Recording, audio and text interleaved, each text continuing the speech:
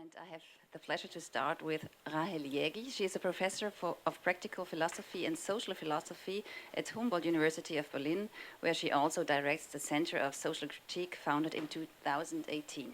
Her research encompasses critical theory, social philosophy, social ontology, anthropology, as well as political philosophy and philosophical ethics.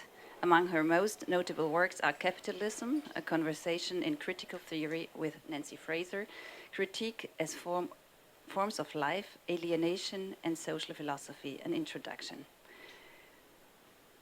Afterwards, we have Gianfranco Casuso. I think you might all know him. He is professor of philosophy in the Department of Humanities at the Pontificia Universidad Católica del Perú and the director of the research group on critical theory at the same institution. He is teaching and his research focuses on political and social philosophy, the philosophy of economics, theories of democracy, critical theory of society, and modern philosophy, particularly the philosophy of German idealism. He is currently investigating issues related to property and extractivism in countries with a colonial past, and as well as economic informality.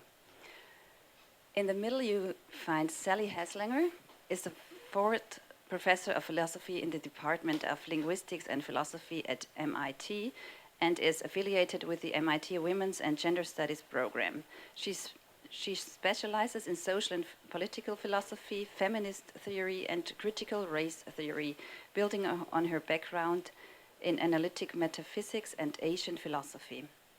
Her book, Resisting Reality, Social Construction and Social Critique, published in 2012, links contemporary metaphysics with other issues of gender, race, and family, earning her Joseph B. Gittler Prize in 2014.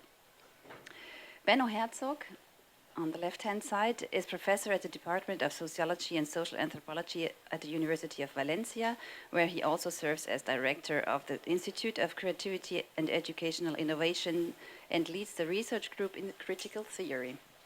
He is the president of DiscourseNet, an international association focused on discourse studies.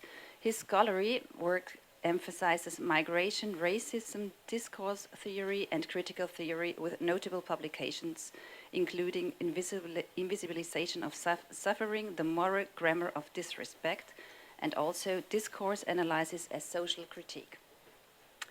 César Ortega, on the right-hand side, is professor of philosophy at the University of Valencia. He holds a PhD from the Universität de Valencia, specializing in philosophy. His thesis, Critique and Normativity in the Frankfurt School from 2018, addresses themes of critical theory and normativity. He is the author of the book Habermas in the 21st Century, the projection of the theory of communicative action, and has published articles on social pathologies, contemporary critical theory, recognition, and global justice, and the impact of artificial intelligence on social relations. So after having presented all the participants of this first table, we would start with the presentation of Rahel, and afterwards we receive the comments of the other four integrants of the table, right? So I switch the microphone to her.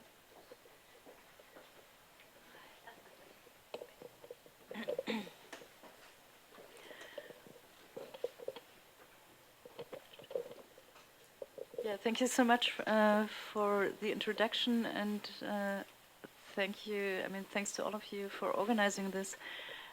I will be very brief and just give you some context and some idea of what the book is about and why I wrote it, because I'm mostly interested in the discussion and in learning how my commentators think of it.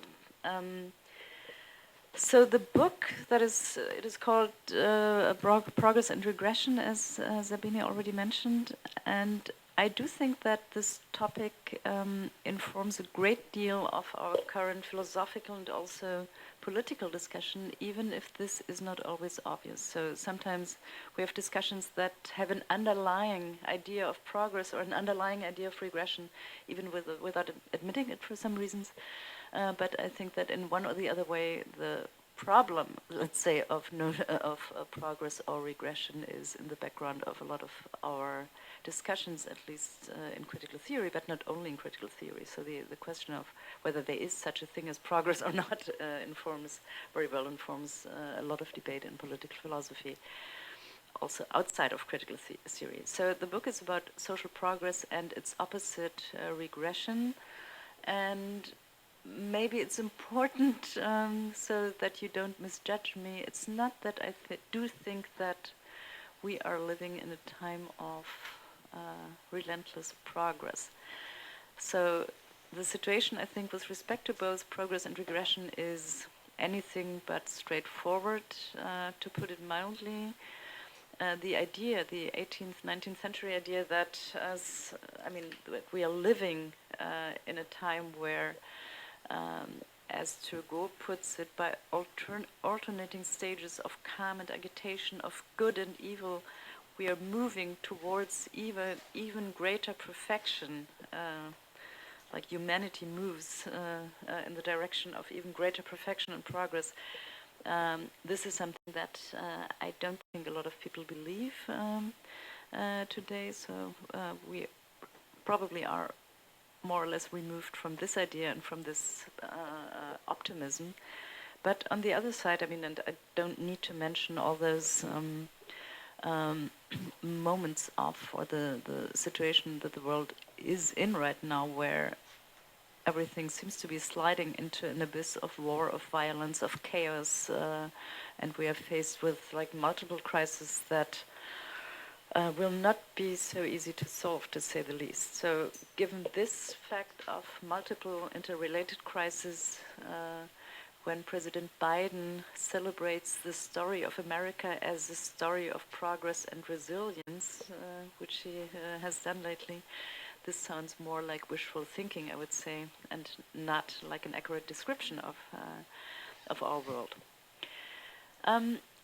The interesting thing now for a philosopher working on progress is that it's not just the empirical evidence or the question of, do we live in a situation where we could at least hope for progress, or don't we? It is also the concept of progress itself that is contested. So it's not just that people would disagree about, is it really moving forward or not? If this were only the case, then at least the notion of regression would be a bit more unproblematic, because then you could say, yeah, we're not experiencing progress, we are experiencing regression as an empirical fact. But the problem is that both are hotly contested, and that even the concept of progress has been heavily criticized.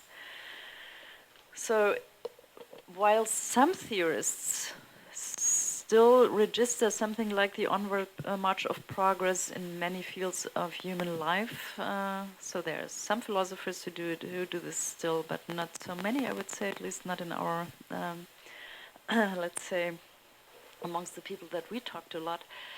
Others regard even the idea and concept of progress as outdated and dangerous, or to use Ashish Nandy's drastic formulation, as I quote, one of the most violent intrusions in our lexicon.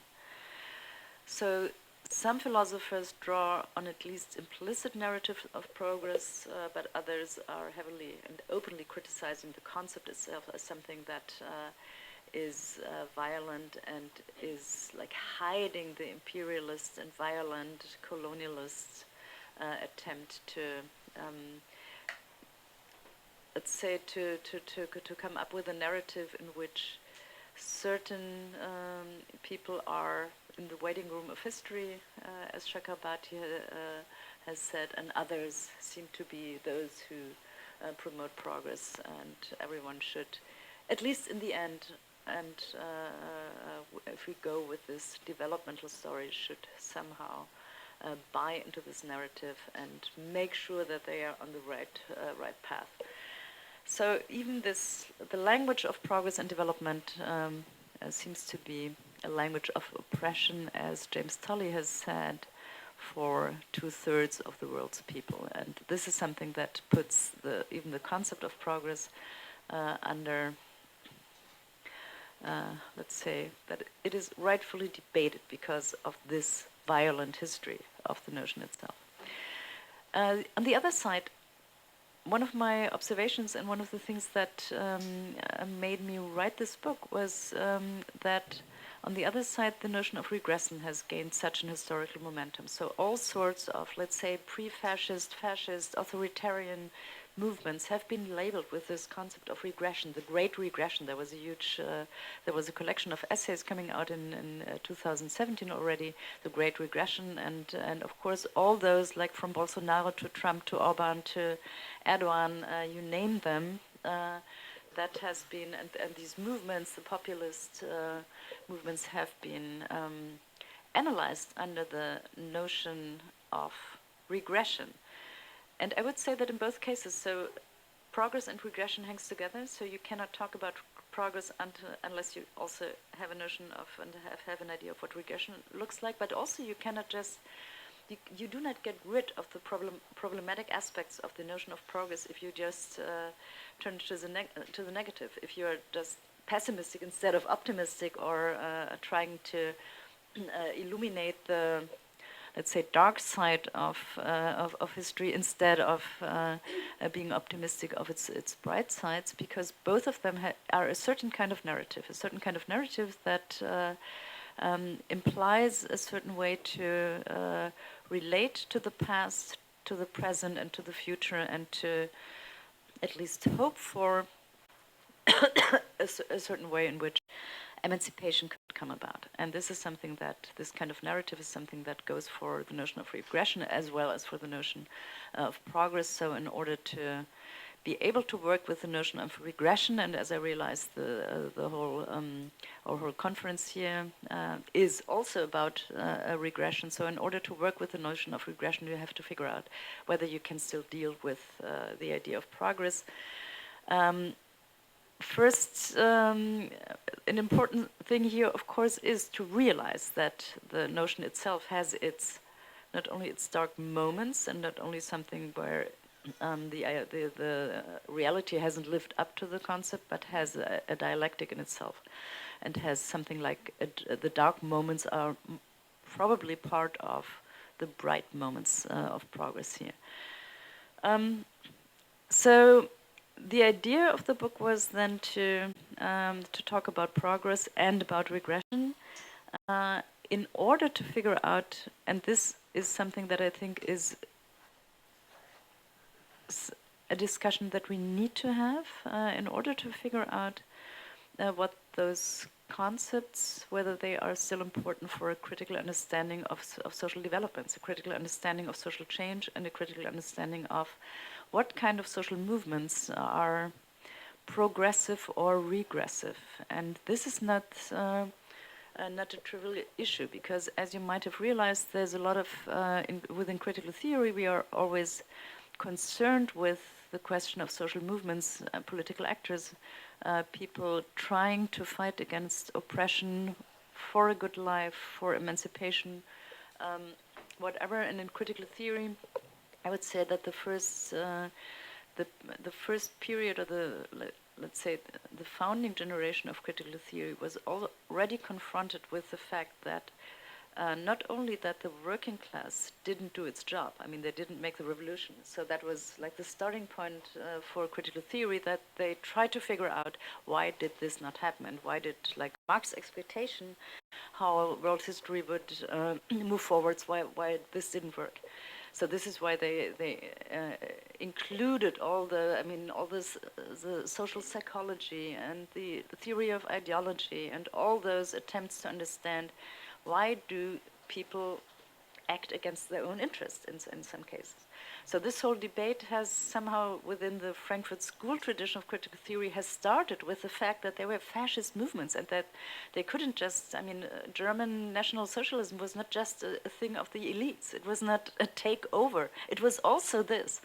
But on the other hand, it was like the working class voted for Hitler. The working and parts of the so-called National Socialist movement was, I mean, it was certainly a social movement, but it was not a good one. It was a fascist one.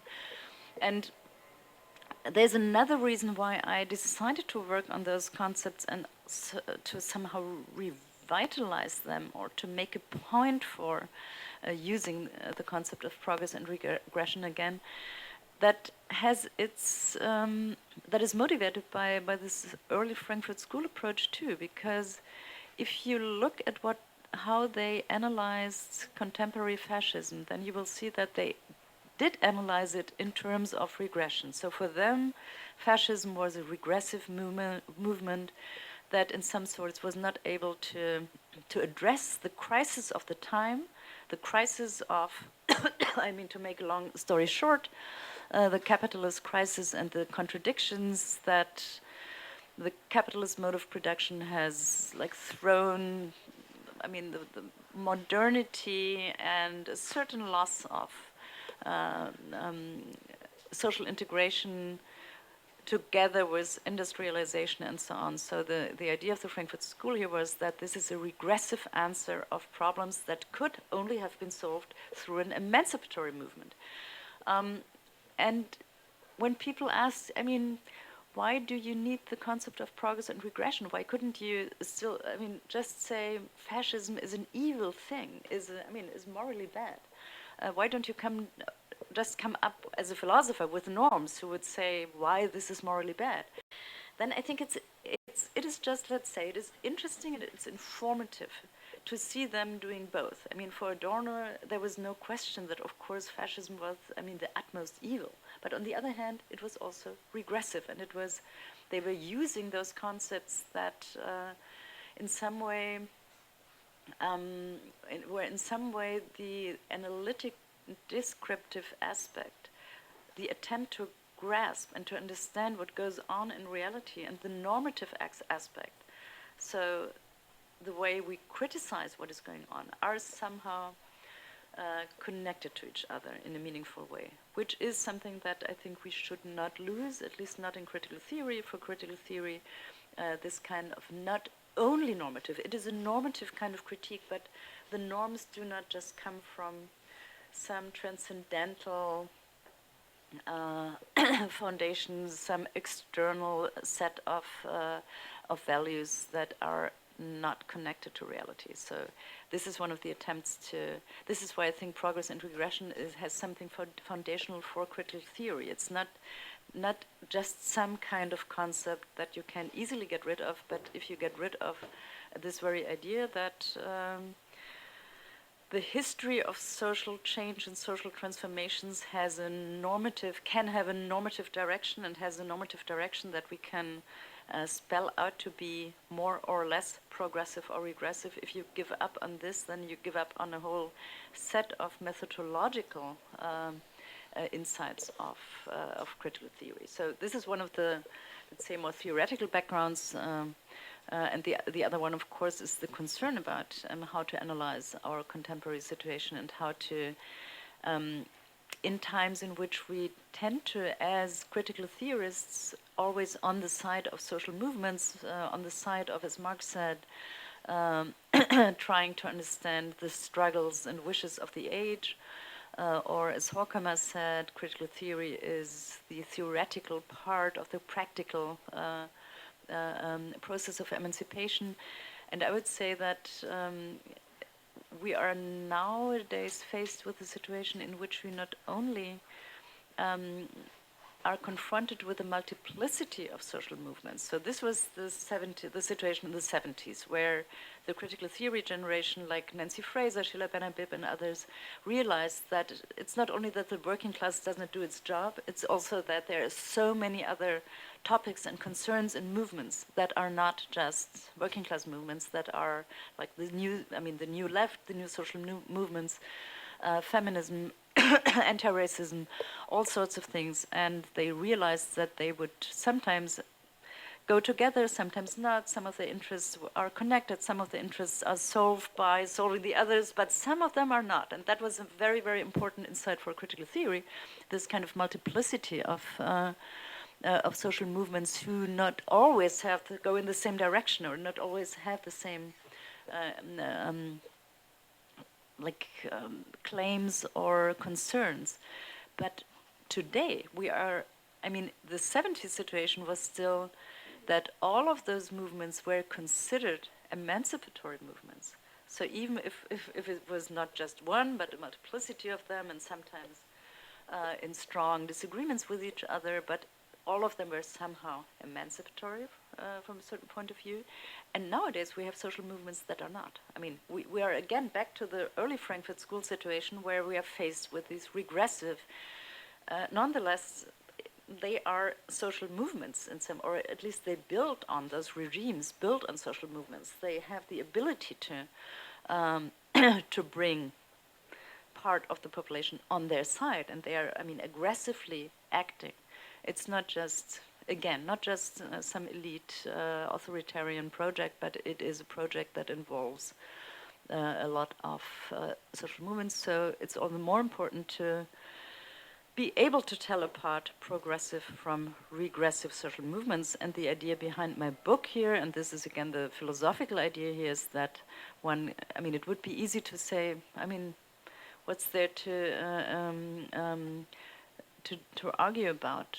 Progressive social movements are those who strive towards equality, or you name it, justice, social justice, equality, inclusion. Regressive movements are those who don't.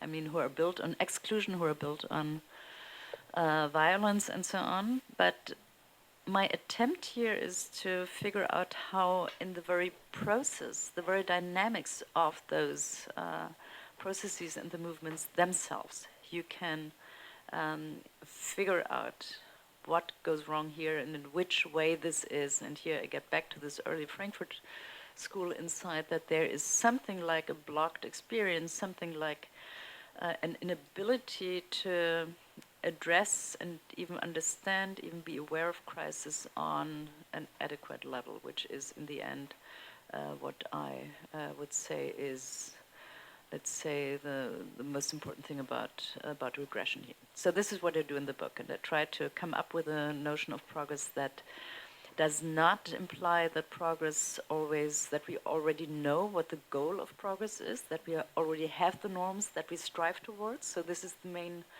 idea here, that this is progress from and not progress to, and that you do not need to have a specific and determined goal in mind in order to talk about progress here, in order to give an account of how the steps of a certain kind of transformation, how they follow on each other in either a progressive or a regressive way. So this is the whole, let's say, the kernel, the theoretical kernel here of my ideas, so that you would not have progress as like the march towards a predetermined goal already, which then gives you the possibility to establish this kind of more or less, it's not non-normative, but it's in some way non-foundational, non-foundationalist normative, and an idea that takes seriously that the question of progress is not just and not only a normative question in the strict sense, but opens up a whole debate about how social transformation comes about, which is something that easily gets missing. So in philosophy, at least, we talk a lot about norms and how to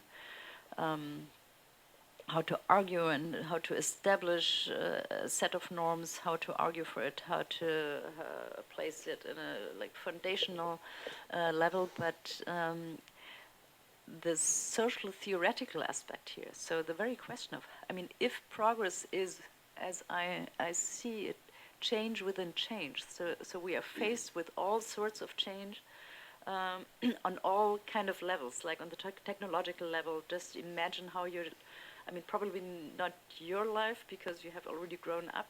Some of you have already grown up with like iPhones and and social media and so on. I mean, for those of us who haven't, it's interesting to see, I mean, how our life in the last decades, I mean, how it has changed. I mean, when I was 15, I didn't have an iPhone, whereas, I mean, my son couldn't imagine living without one, or having friends without being connected with them through social media and so on. So a lot of things change. Not all of it is progress, not all of it is the kind of progress that we wanted to. So progress is change within change, and the question of emancipation is not how to how to bring a situation that otherwise would be utterly stable to turn this into a dynamic situation, but it is like how to react to a situation in which everything always changes in some way into a certain direction. And the question then again is what role do social movements play here? What role and my take here is that talking about progress as progress from also implies in my theoretical approach that it is crisis-driven, that social formations, societies, forms of life, as I call them, are inherently dynamic, crisis-driven entities.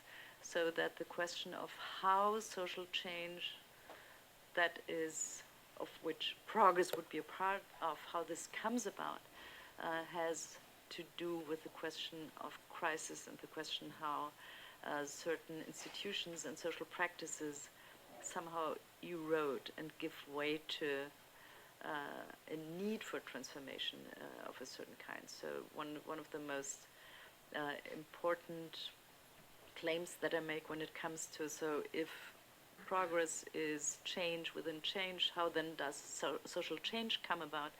And my answer here is it comes about through those moments of crisis and disruption that then at a certain point need to be taken up by social movements, social actors, in order to turn them into conflict, and then in some at some point to if progress happens to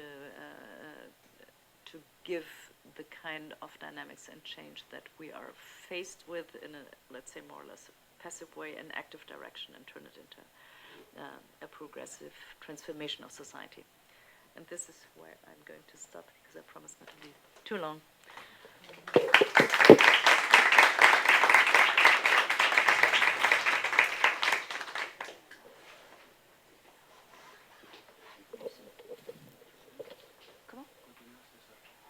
César, continúa.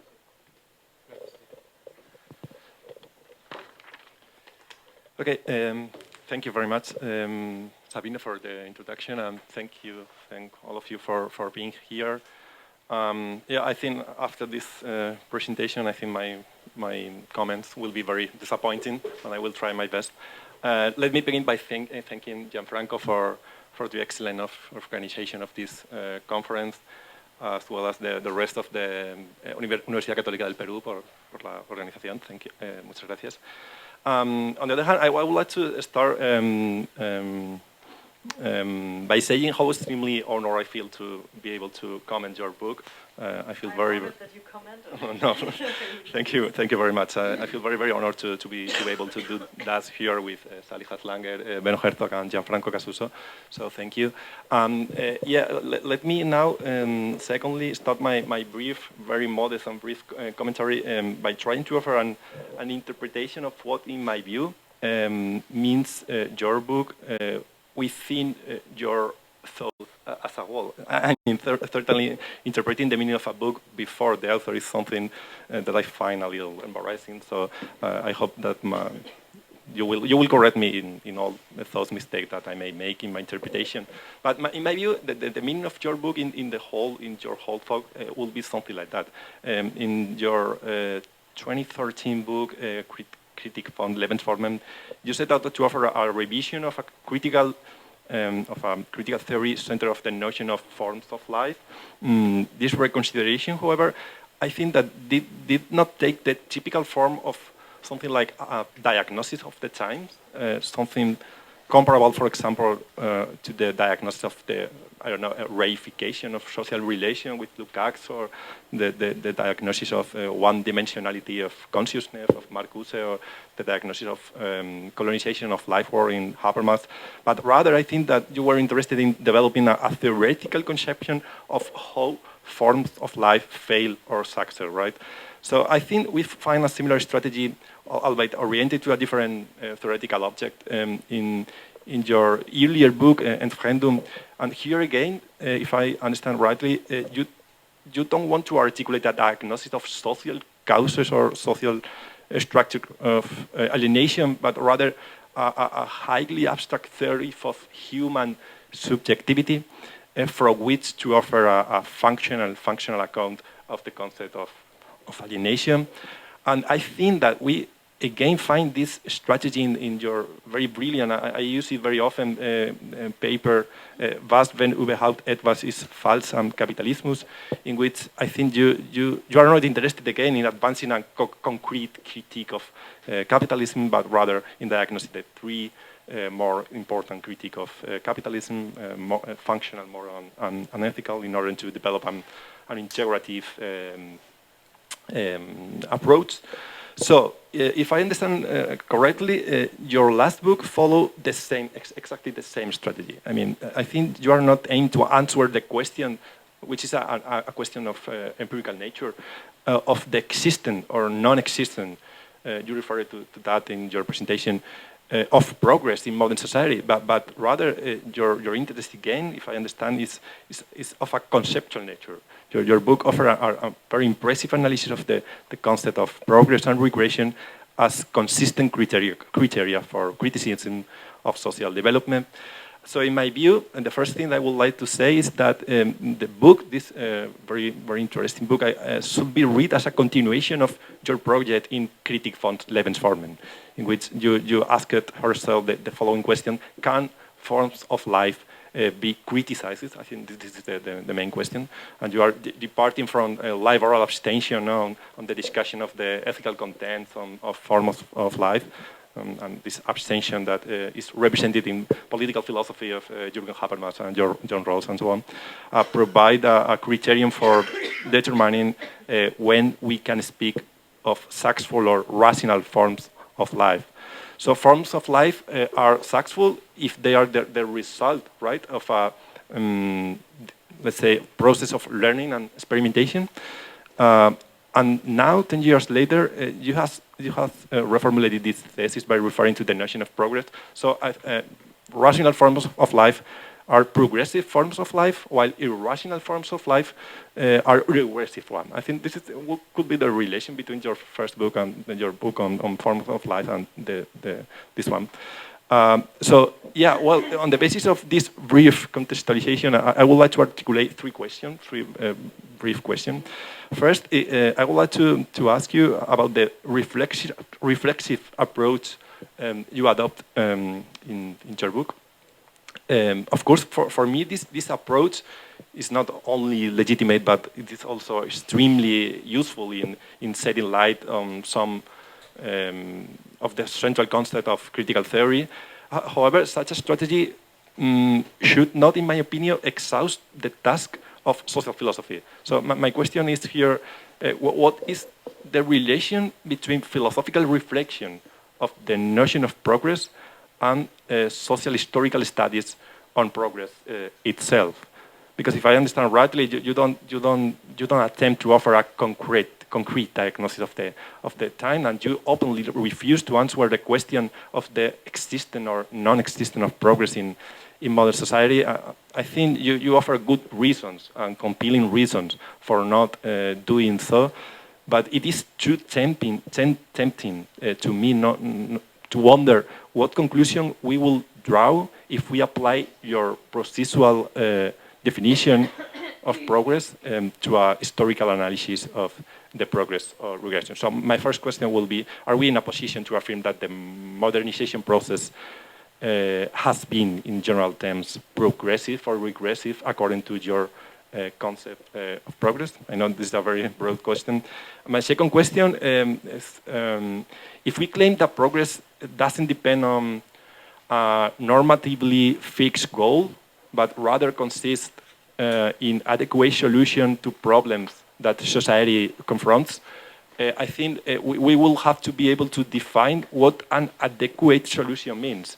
And I think this is a very important point of your book. In that, you recognize that the burden of justification now falls on describing problem-solving processes in such a way that we can evaluate the quality of the problem-solving itself.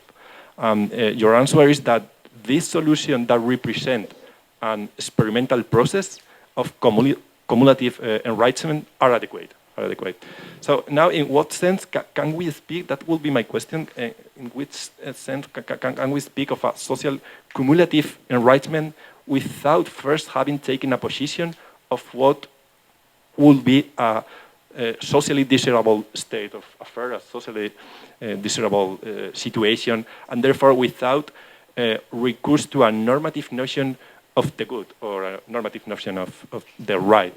So let me, for example, just to give an example, the moral progress, the moral political progress that the approval of same-sex marriage has brought about, this situation can only, in my view, be labeled as progressist to the extent that one has already, let's say, taken the side of a particular normative criterion, namely that of the progressive inclusion of all citizens in relation of legal recognition. So this will be my second question.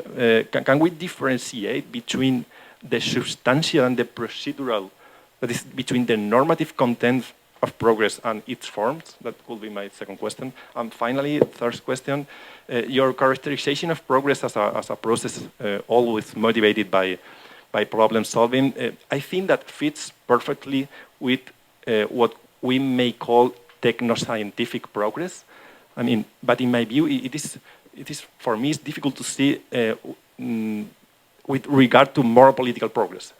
I mean, in the scientific sphere, the new appears, as you say, in a very eloquent way, because the old no longer works. In this sense, the idea that progress doesn't advance toward an objective, but does so from a problematic situation, for me, is highly enlightening. Now, is this how moral political progress also works? Let me return to the example of the approval of same-sex marriage. For me, it's difficult to see in what sense, in this case, progress was motivated by the existence of a problem that we can define in procedural terms, unless we consider that the problem consists precisely in the fact that the normative conditions that we consider correct are not met. So that will be my first question, and these three questions may help me to think further about this category that I think is central to critical theory, the notion of progress, and I think it's in your credit that you have offered a brilliant understanding of this notion, and as you did in Entfremdung and Kritik von Lebensformen, you once again, I think, demonstrate in Progress and Regression your great ability to guide and shape the most important debate in social philosophy, and I think this is my opinion, that this makes you, without any doubt, one of the most important representatives today of critical theory. Thank you very much.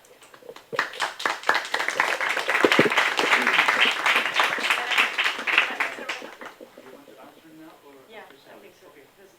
It's so much on the table already. Okay.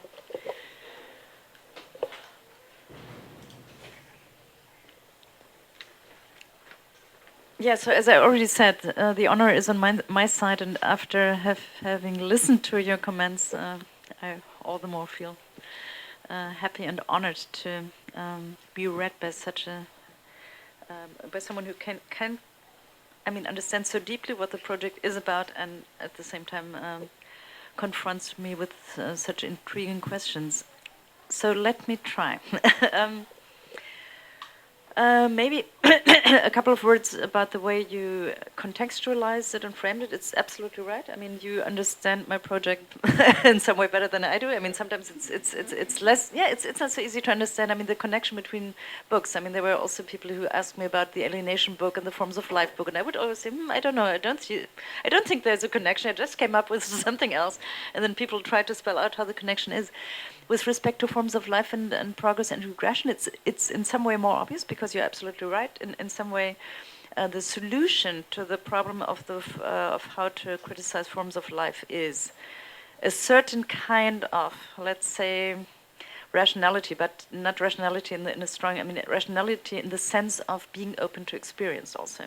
So this kind of an accumulative process of experience, not so easy to translate into English. In German, it's Erfahrungsprozess as one word, and is something that Hegel uses in his phenomenology of spirit, as something that the consciousness goes through. And yes, I mean, so in some way,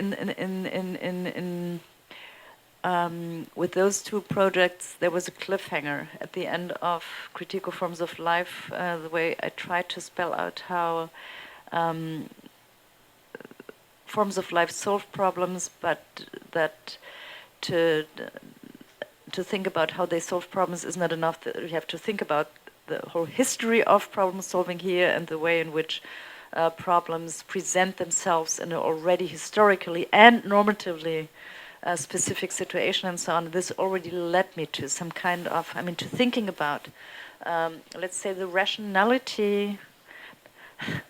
I mean, I bring me into into like rough water if I say rationality, logics of history, or rationality of history, but some kind of, let's say, let's frame it in a more innocent way, namely the question of whether and how there is such a thing as rational paradigm change.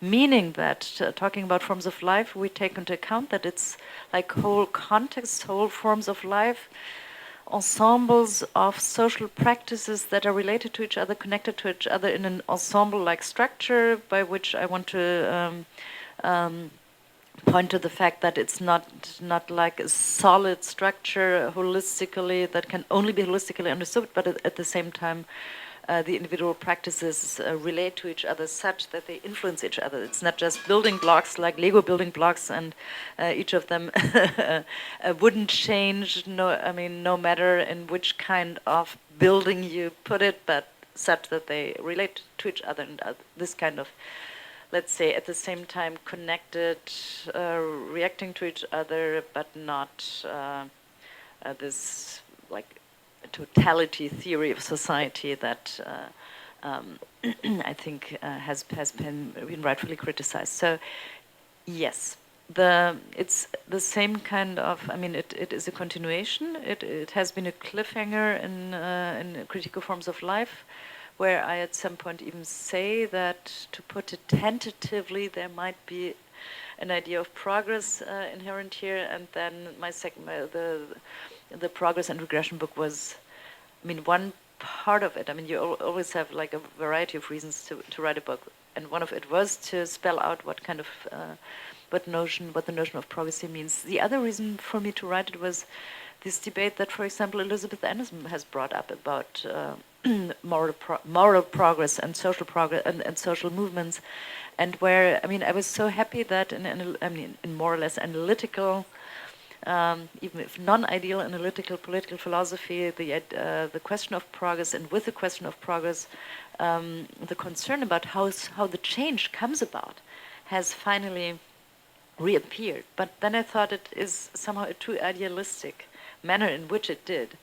So it's all about how do those social actors get the right ideas about, I mean, how to be a society based on equality, inclusion, and so on.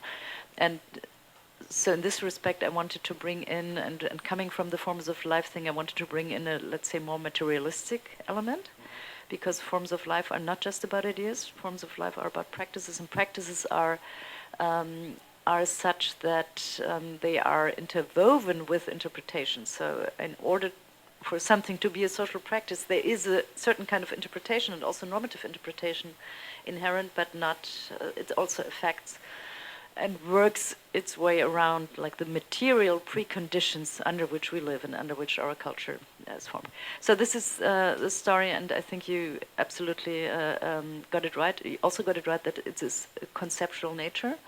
And of course one can ask, I mean, why, and this is what you do, why do you always talk about how to criticize instead of just coming up with a substantial diagnosis of our time?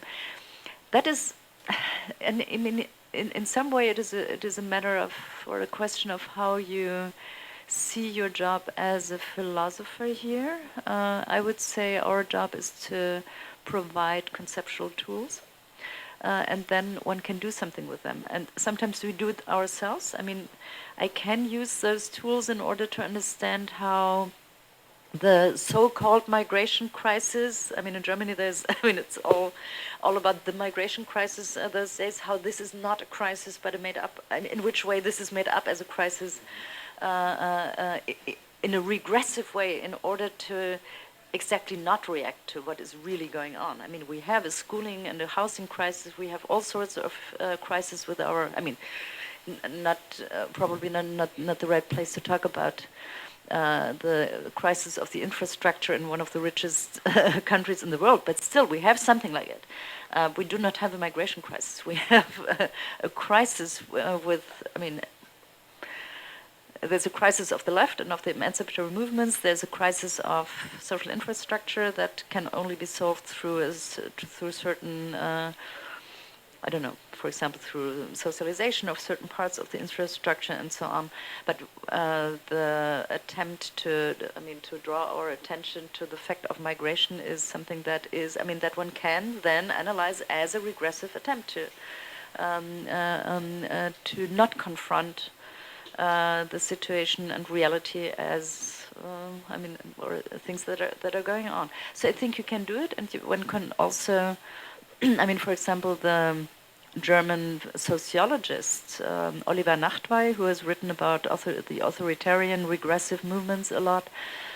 And when I first, I mean, the book party, when the book in Germany was first out, we had a discussion in one of the theaters in Berlin about Progress Regression and his findings. I mean, he is actually doing field work and research on how the members of AfD, I mean, of this proto-fascist party, or even of I mean, all those movements who came up during Corona. So, I mean, he somehow has the empirical research evidence and so on, but he uses concepts like regression, or he even came up with, in his first book, with the idea of a regressive modernity that is not able to react to the crisis in which European-style welfare states are into. So I do think that there is a fruitful collaboration and a fruitful dialogue possible between those, I mean, between the actual sociological analysis and the conceptual work here. I do think, I mean, I have to blame myself for it. I do think that it's also possible to, I mean, to do it. I mean, we should, I would say, I read all this stuff. I'm not involved in the kind of social research here, but of course it is something that informs my conceptual work and my philosophical work. But still, I mean, you could say you should do both. And sometimes, I mean, if I had more time, I have so many articles on hold, I mean, that I cannot finish because I'm always, I mean, I don't know, very restricted in time. And I have so many things that I start to, and sometimes because I have a lot of, like, those public events.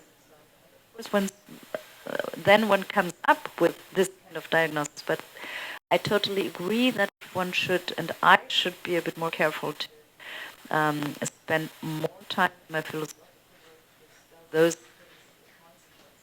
out, and not just to have this division of labor, like I come up with the conceptual tools and you do you apply them. So it's not that I would be reluctant to apply them. The other thing has to do with the connection, the relation between theory and practice. In some way, I think, as a philosopher, I do this conceptual work. As, let's say, a citizen or a member of social movements, I do other kind of stuff, and I always feel that it should not directly translate into each other, that I learn a lot from being involved in social movements of all sorts.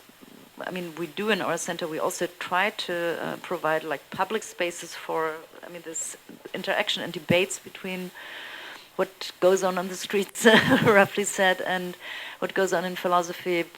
But it's also something, I mean, I'm a bit divided. I would say it's good to do both and to have one inform the other. In some way, I do not want, let's say, I don't think that in order to know what is important, I mean, for example, I mean, you see refugees drowning in the Mediterranean. You do not need philosophy in order to figure out what you should do and why this is a moral scandal. You might need philosophy as a social movement in order to find out what to do in the, I mean, let's say in the more, in the deeper sense, or on the level of structures, on the level of what is going on here, what kind of crisis, not the kind of fake crisis that the right comes up with. What is it that is enacted here, and so on. So in order to figure out what to do here, I mean, unless you just, I mean, the first attempt is to help. But in order to find out what you should do on the level of how to react to and transform the social institutions and structures and self-understandings, you might need philosophy, but it's not always the same kind of thing. Okay, but let me get to the to your three questions. The first question,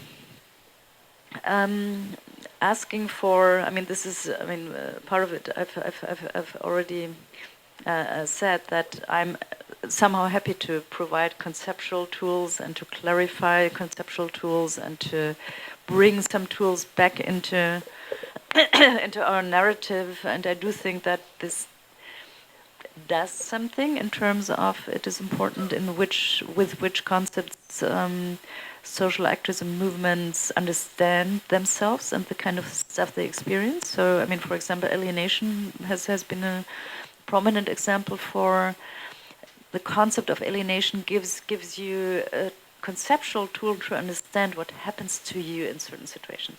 And the concept of progress or regression might give us tools to understand what's happening here. And still, I mean, your question, what actually, whether I would think that the modernization process has been progressive or regressive according to my concept, it has been both. It has been, I mean, it certainly is a regressive process in terms of, with my criteria of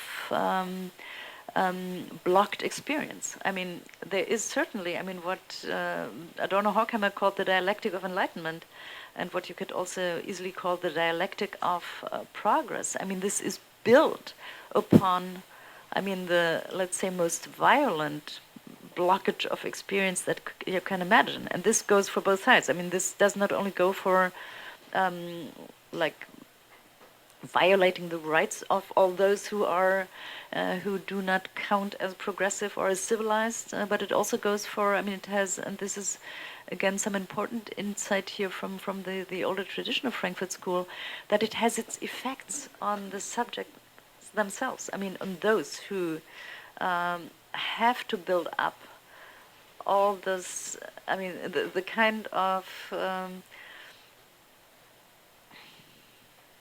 irrationality that comes with not being able to,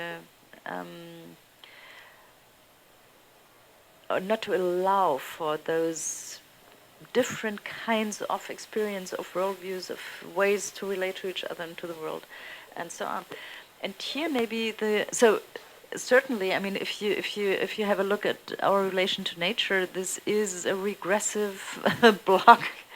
There is something to the denial of what goes on in climate change and so on that is aggressively ignorant in a way that has to do with those, I mean, with a certain kind of narrow-minded modernization process. Then another context that I might need to give here. I mean, I mentioned in the beginning that the concept of progress is rightfully criticized in terms of this is a concept with which, I mean, those people who defended it, or the time when progress was like somehow in the air. The idea here is that there is such a thing as developmental stages. I mean, so what Nandi and Chakrabarty and all of them rightfully criticize is a certain idea of development. And a certain idea of development in a, I mean, like one step after the other, a certain kind of stages. My attempt here to processualize the notion, and it's important that it's not procedural, that it's not a procedural attempt. So it's not that I want to distinguish the content from the form. It is that I look at the process in which the content transforms itself, And that is a difference. It's not pretending we just have a procedure and then, and this is like ethically neutral. But it's an attempt to look at the way those transformation processes, how they work and how those institutions are transformed. So my reply actually to the accusation that progress is always connected to the developmental idea and that this is violent is exactly this kind of processual move, which would allow for a multiplicity of, which would allow for a situation in which we, on the one hand, can judge whether a certain path is adequate or not, good or not, progressive or regressive, which is what I want to be able to tell this apart. But on the other side, there is a multiplicity of paths. It's not like one developmental story, and then you can place all the other civilizations, cultures, and so on somewhere. It is something that is not only unexpected. I mean, it's not only something where you can't actually say where a certain path will end, but where we have the multiplicity of paths, and then would be able to, I mean, of course, taking into account that there is such a thing as functional equivalence, that there is such a thing as problems and crises that a social formation goes through, and then there's a variety of possible solutions. But once you choose one of them, of course, one will lead to the other. So this is then path dependency. So in the end, we will not only have like the one rational, progressive way to go, but a multiplicity of them, without giving up on the possibility, without buying into some kind of cultural relativism where one could not even tell whether this is a good way to go or not. So this is the idea.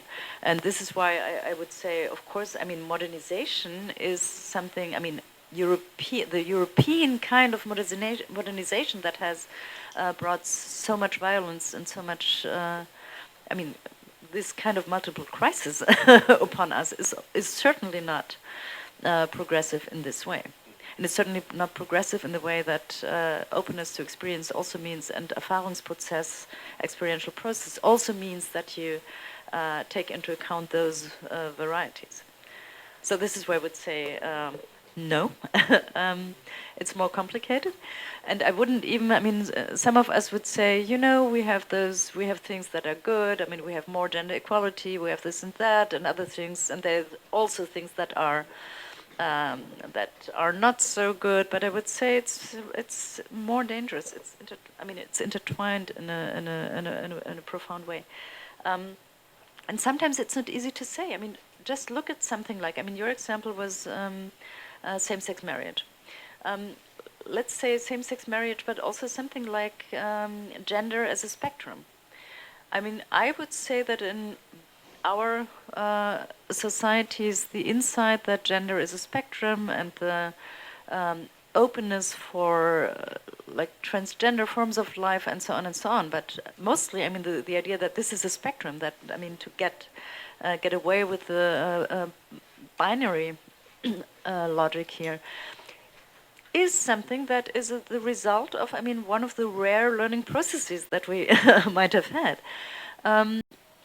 There are other societies, and I mean some of them on this continent, who have had more than two genders, I mean, all the way long, I mean, for hundreds of years. So are they then more progressive than we are?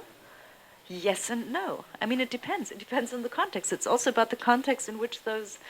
but in some way, yeah, should we then say, okay, so we are like, I mean, really, I mean, we have been in the waiting room of history for hundreds of years, and I mean, they already knew, now we know as well.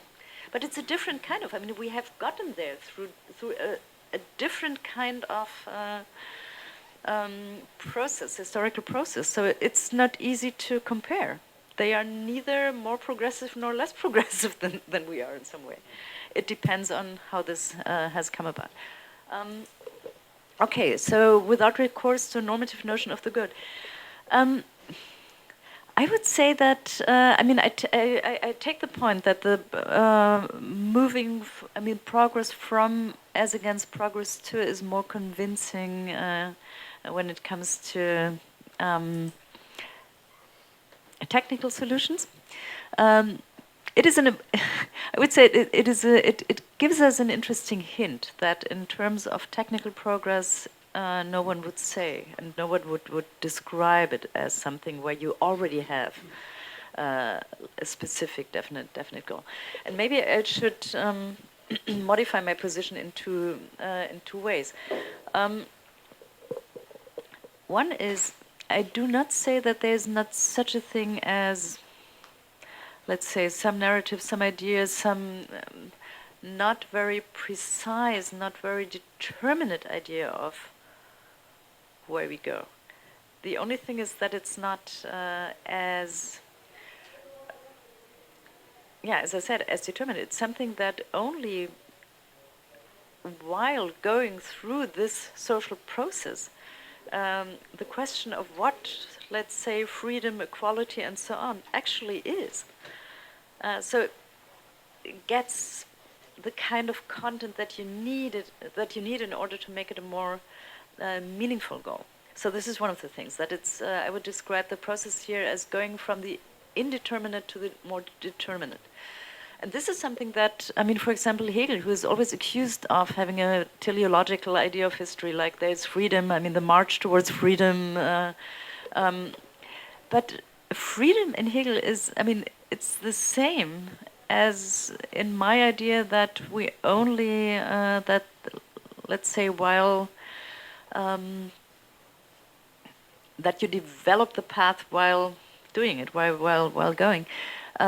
Same thing. I mean, it only becomes, I mean, after every kind of crisis that we go through, the question of what those goals actually are become more determinate, and they only become it through, I mean, by going through the crisis. So the problem of normativism here, which I criticize, it's not that I want to get rid of norms, but I have the problem with the kind of normativism that seems to think that not only that there's an ultimate foundation of those norms, but also that they are somewhere, like in the other world, like Kantians somehow think, you know, and that they are not, that they do not reflect and they are not affected by what's going on in our world and the real world. And the idea here is that they do. I mean, that it is something that, since those normative debates are debates about how to coordinate our social lives,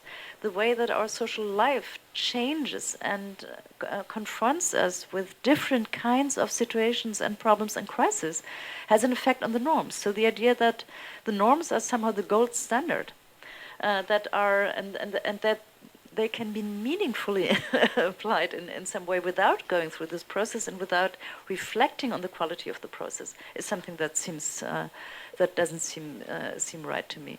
And again, maybe it helps to, as with the multiple paths and so on, it helps to contextualize it a bit. I mean, why it goes through all this problems. I mean, it is obvious that it's easier to be a Kantian in this respect. I mean, Kantians have I would say, their life is in order. I mean, they live in an easy world, let's say, because the world might be as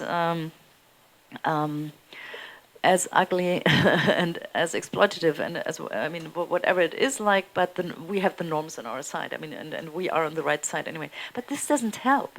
So you have to come up with this kind of, and this is why this is my claim for this kind of normative concepts that are both analytical and critical, descriptive and normative at the same time, which are the typical for this Hegelian and left immanent critique tradition.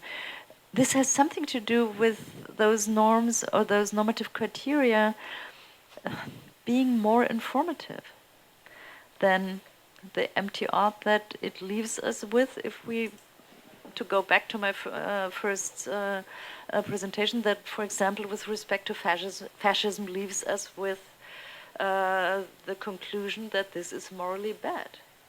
I mean, I know, it certainly is, but it doesn't help.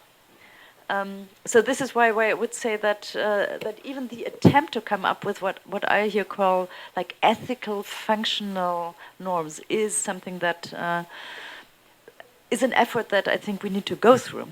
I mean, otherwise, yeah, it would be easier to either be a Kantian or be someone who says, I mean, the norms are in the air. That's clear, and there are some things that you, as I said, with respect to the refugee problem, of course, you do not need to have a lot of second thoughts before you come to the conclusion that this is wrong. That is not the problem. I mean, as Adorno sometimes says, what is morally wrong sometimes is so utterly clear. That's not a problem. The problem is to come up with a set of norms that at the same time have this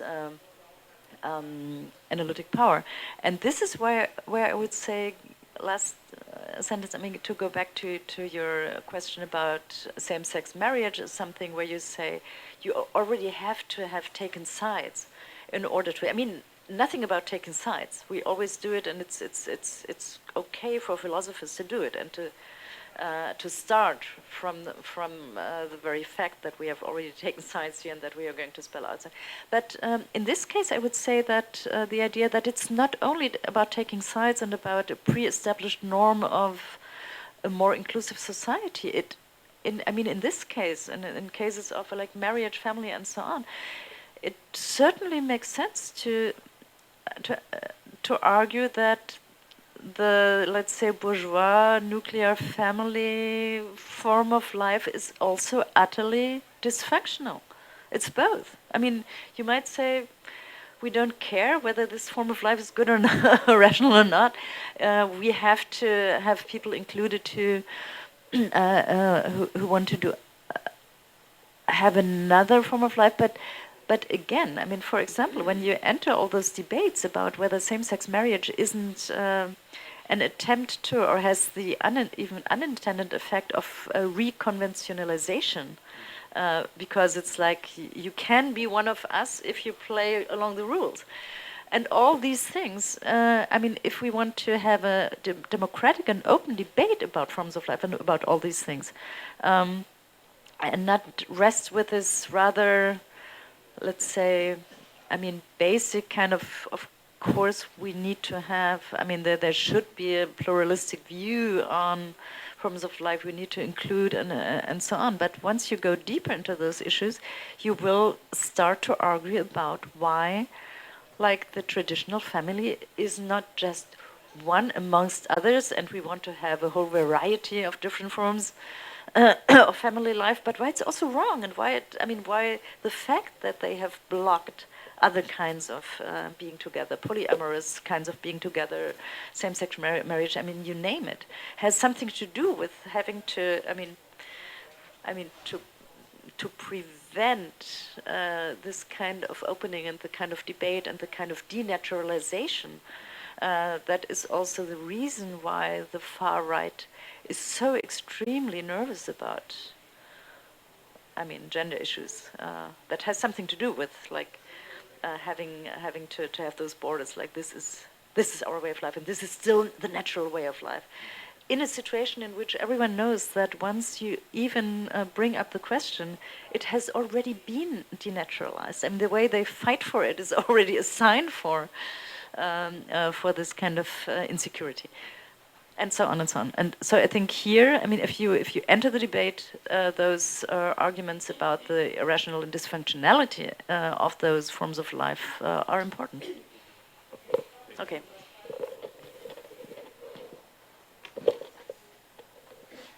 So how are we going to organize the rest of the time? We're ending at 12:30?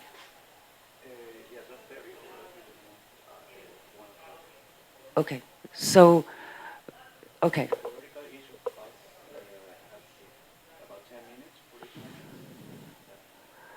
So we're gonna do our three and then Rahel.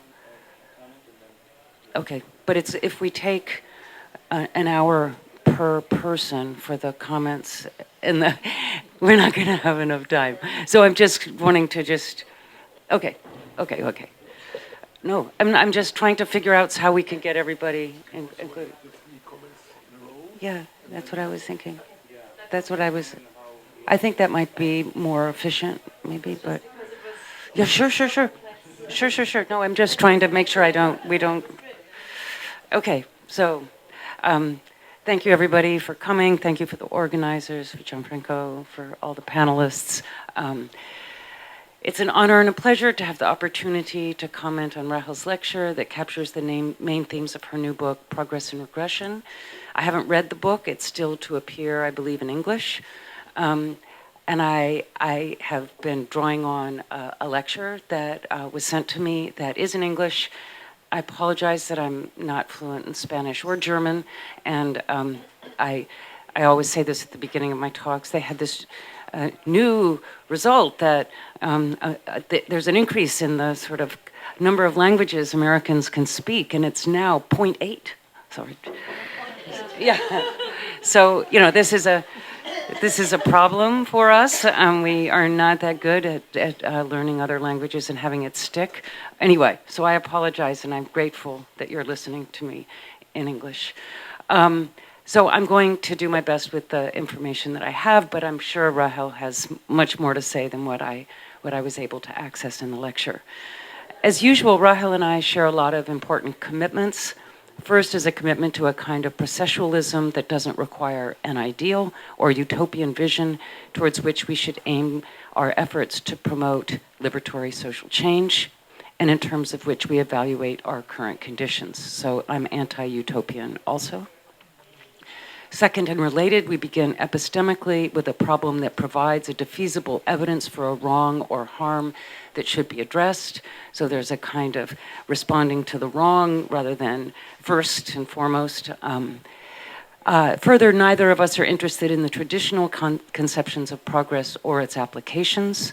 And as usual, Rahel has done a marvelous job in articulating these commitments in a distinctive and powerful way. Our overlapping interests and commitments are striking, especially because we come from quite different traditions and employ different methods. Rahel has been a truly marvelous interlocutor, and to be honest, also a coach, in introducing me to the Frankfurt School tradition, and I would never be here at this conference today without her support, her inclusion of me in events and activities that have provided me access to a broad network of scholars, and of course, her inspiring work.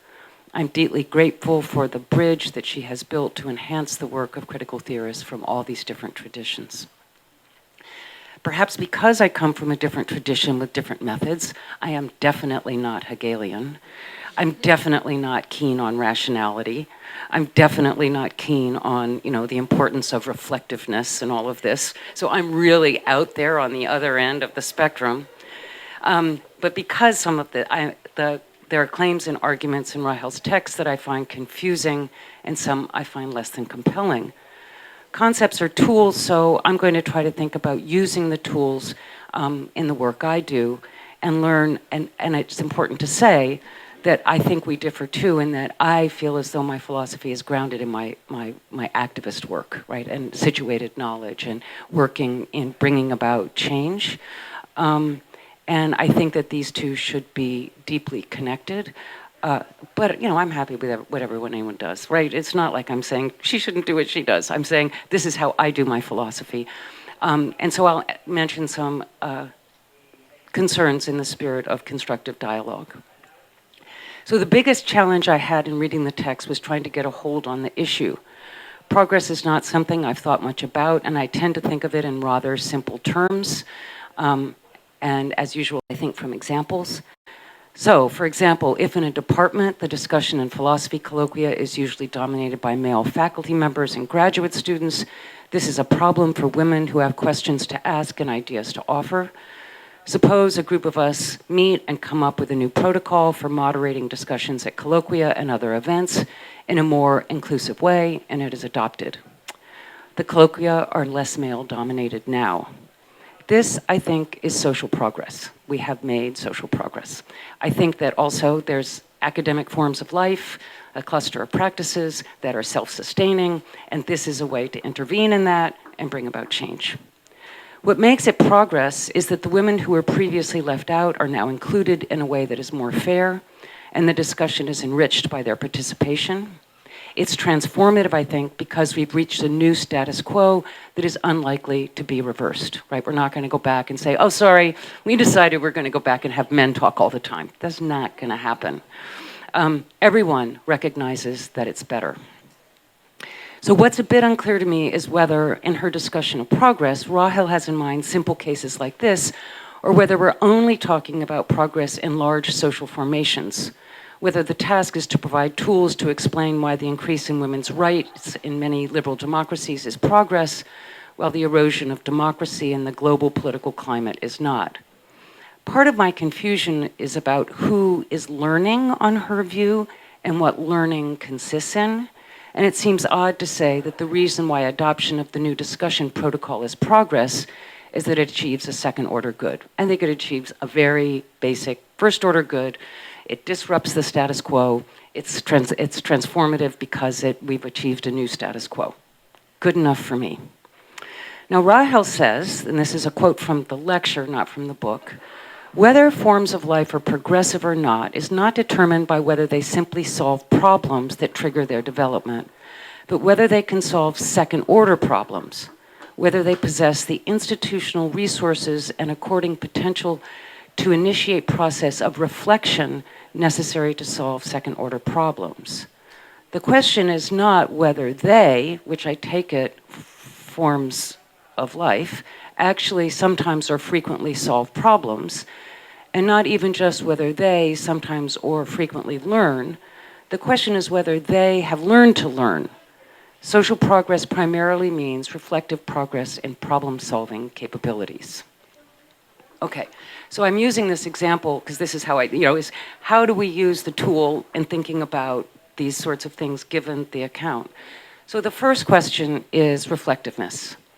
Well, first of all, it isn't clear to me that practices or forms of life learn or are reflective or even encourage new reflectiveness. In the case of the women in philosophy, a rule was instituted. People follow the rule. The women-friendly rule may be only a small step in solving the problems of sexism in the department, but there are other ways in which women's voices are not heard, and it may have downstream effects that are but it also may have downstream effects that are also good for women, but not because there's a reflective process, but because other practice need to change once this one does. So we need to change who moderates, we need to change who is invited to present their work, etc.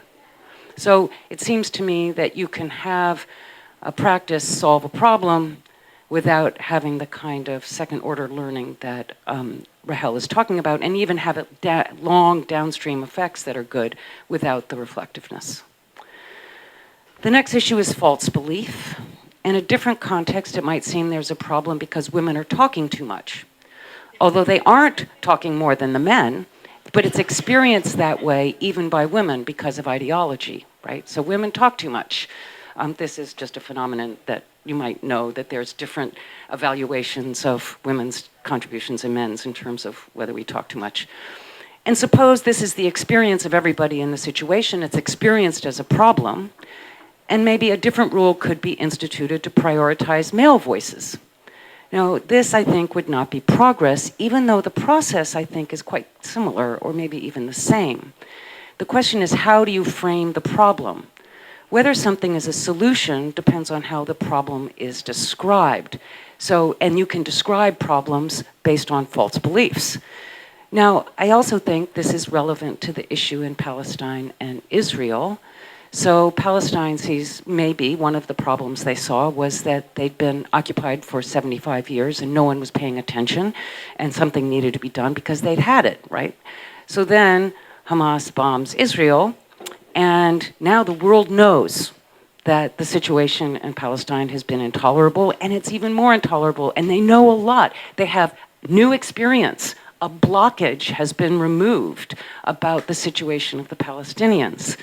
And I'm inclined to say, well, was the bombing progress? There's a reflective capacity to think about what's going on. I mean, I think it's really complicated. And then we also say the Israelis have a different understanding of the problem. The problem is the terrorists in Palestine and the security that they need to protect. And so they bomb Gaza to smithereens, right? So we learn a lot about Israel. We get to reflect a lot on these kind of situations. There's, movement going in both directions. I don't know how to apply the sense of progress in these situations, because Palestine did achieve its solution, a solution in getting people to be aware of the problems. Israel is getting people to be aware of the need for security. I don't know, I just feel as though I don't know how to apply and so this is the false belief, is I think we have to have a criterion of something like the statement of the problem can't presuppose falsehoods, and the solution, well, maybe it has to abide by certain external moral standards, and it can't just be a solution that prompts sort of capacities for new experience and reflection. Okay, so the issue of second-order progress. Suppose the alternative male-friendly rule that came up in the example does trigger reflectiveness about women's tendency to talk too much, and further steps are taken to prioritize men's voices. So there's reflectiveness about it, but again, there's kind of falsehood and ideology in the background. The rule does then have second-order consequences, but it's not progress because it's based on a false understanding of the problem and a false understanding of what's needed to solve it. Ramifications. This is, so any change in a form of life is part of a complex web of other practices, and we can never be confident that a change will be sustainable. But there's no option, I think, to acting other than acting locally. You can't act on global capitalism without acting locally on global capitalism. So Rahel suggests that the problem with contemporary philosophy is that it's, quote, mostly devoted to the dimension of more narrowly directed moral political progress, unquote, and that when there is progress, quote, it's an entire form of life that changes, unquote. With this, she rejects, quote, localism and contextualism, unquote, and must consider the global, and that we must consider the global historical entanglements and interdependencies. So I'm just not clear about what the consequences of this globalism really is. Is the case of the change in department policies not progress because it is too local and narrowly directed? Couldn't it be seen as part of a web of local interventions that have made a significant difference in a professional form of life? I mean, I think that these local contextual issues, that's where we do the trial and error of what might be effective, and then we build on that to sort of create webs of these local interventions, and that's when we get to have a much more profound change. So these considerations are intended to point to three issues. Does an adequate understanding of progress require some first order normative commitments? So I think it does. I'm with you on this, César.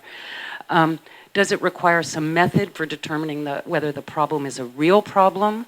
In this case, I think whether there's a moral wrong at issue and not just some, oh, we didn't get enough money from this, and so that's a problem we have to solve. What is the standard for learning? Are there moral truths to be learned? I think there are moral truths to be learned. And how do we distinguish in the moral domain the difference between a mistaken sense of moral wrong and an actual moral wrong if we have no moral standard? So I don't know how long I've gone, but I have another quick point about teleology. Should I do it? Okay. So my second, that was a cluster of issues around the second orderness and the reflectiveness and this is going to be a little bit connected. So about teleology. So at several points, Rahel distances herself from a teleological approach because she thinks it's committed to having a stable moral idea toward which we ought to aim. So the ought there is the relevant. It provides the ought, this good at the end. But I think that's a straw position. As I understand teleology, it's an evolving process. Let me digress for a minute from the moral domain for a moment to think about teleology more broadly. Teleological explanations and functional explanations are offered as an alternative to billiard ball-like causal explanations, right? You know, you drop, this is, billiard ball, one hits the other, and there's causation. Think of the idea of evolutionary fitness. Species evolve in response to circumstances and are shaped by their circumstances, but the members of the species are also able to modify their circumstances to create an environmental niche that suits them better. Humans do this too. Social niche construction is a process by which we shape our environment and our environment shapes us. So there's this mutual interaction where there's change in the environment and change in us, and we try to make it work, make it fit. We evolve together with each other and the environment we create. Now, teleology used to be rejected either because the process was assumed to involve some kind of backwards causation, backward billiard ball, so, the good that we were achieving was sort of making us create it, something like that, or because the telos in the individual was assumed to be essential, necessitating the development in a certain direction. And so the word teleology is often avoided, but the need for a notion of explanation that is richer than mechanism remains. So now we move back to the moral domain. So as I understand the teleology in the moral domain, the idea is not that there's a fixed moral good to be achieved, but rather the capacities of human beings interact with the limitations and opportunities provided in the circumstances to shape a form of life. And we can create that form of life, we can critique that form of life when the capacities of human beings are diminished or the opportunities are squandered. So I found Vanessa Wills' new book on Marx helpful in thinking about this, but Wills uses slightly different terms than I do, and I am not endorsing her reading of Marx, but just trying to capture the notion that she's offering. She says, human nature for Marx is best understood not just in terms of what we are at some given moment in time, but crucially in terms of the generative activity through which we produce, reproduce, and transform and expand what it is, what human nature is, and what we are and what we might become. These are separate quotes, but it doesn't matter so much. Human beings continually transform their conditions of existence by altering their material production and thus their own consciousness, and in turn their own nature and their needs. This, I think, is what's going on in social niche construction. We're forming ourselves as new beings and also transforming the world. We ought, this is returning to Wills, we ought, Marx argues, consistently throughout his writings, to recognize this aim, the satisfaction of human needs and the preservation of human life as our own, and act so as to realize it. Ethical questions are always ultimately grounded in empirical investigation as to what conditions are in fact likely to promote the flourishing of creatures such as us, where that involves both meeting our basic needs and also our evolving sense of who we are and our evolving nature. We're not, of course, infallible about what is good for us or how we should best coordinate. This is back to me. It's a matter of trial and error, informed by history and our own sensibilities. But if we can determine at some point that the system we're in is diminishing us rather than enabling us to flourish, then that is a legitimate basis for critique, and addressing it as progress. And I think that's first-order critique, not second-order critique.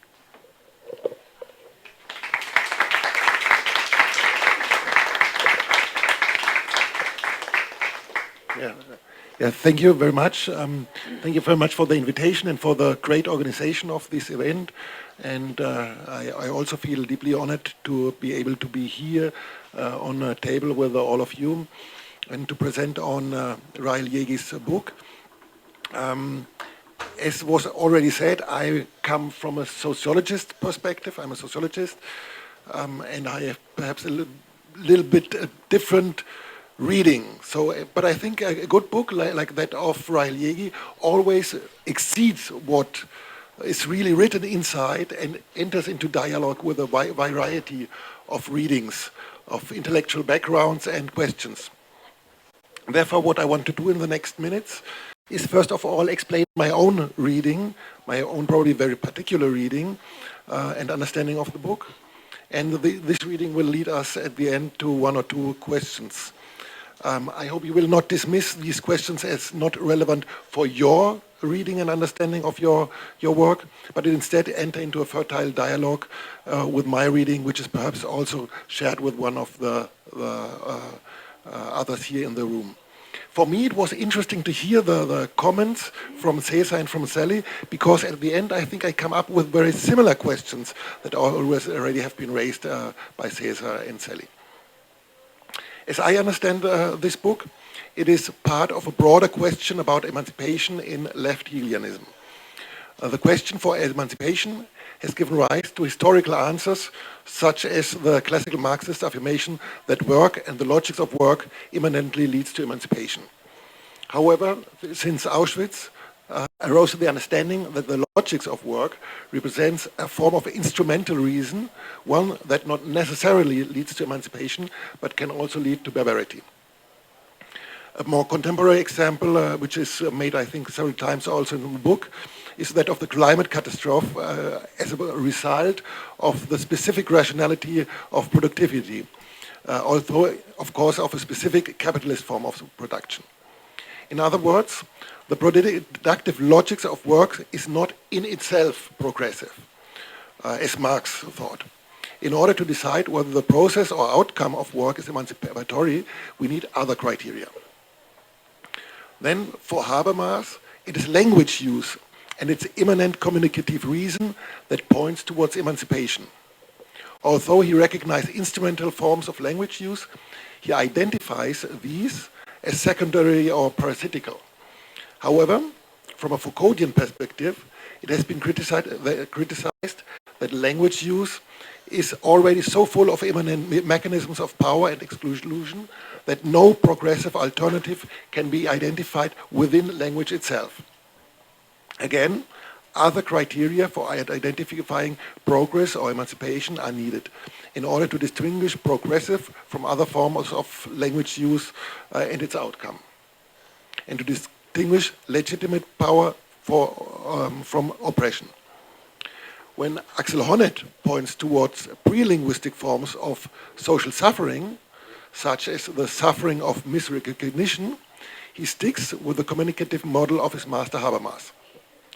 At the same time, he takes into account the Foucauldian critique on the powerful exclusion mechanism and often oppressive character of discourses.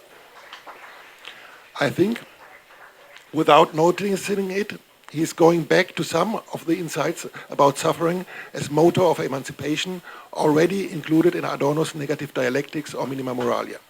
And for me, it was very revealing to see how Rahel Jaeggi also comes back to Adorno, especially at the end of her book. However, suffering is also mediated and requires decisions about the direction of its abolition. So, for example, the suffering, the very real suffering of the angry white man due to the loss of their status in a society with growing gender and racial equality has to be taken very carefully, or perhaps has not to be considered at all when thinking about suffering as motor of social change.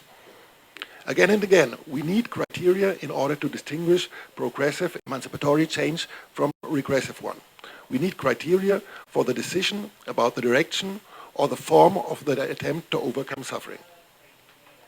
The answer presented by Rahel Jaeggi to this question of the direction of social change is that it's not the specific content that decides about whether a change is progressive or not, but the form of the process.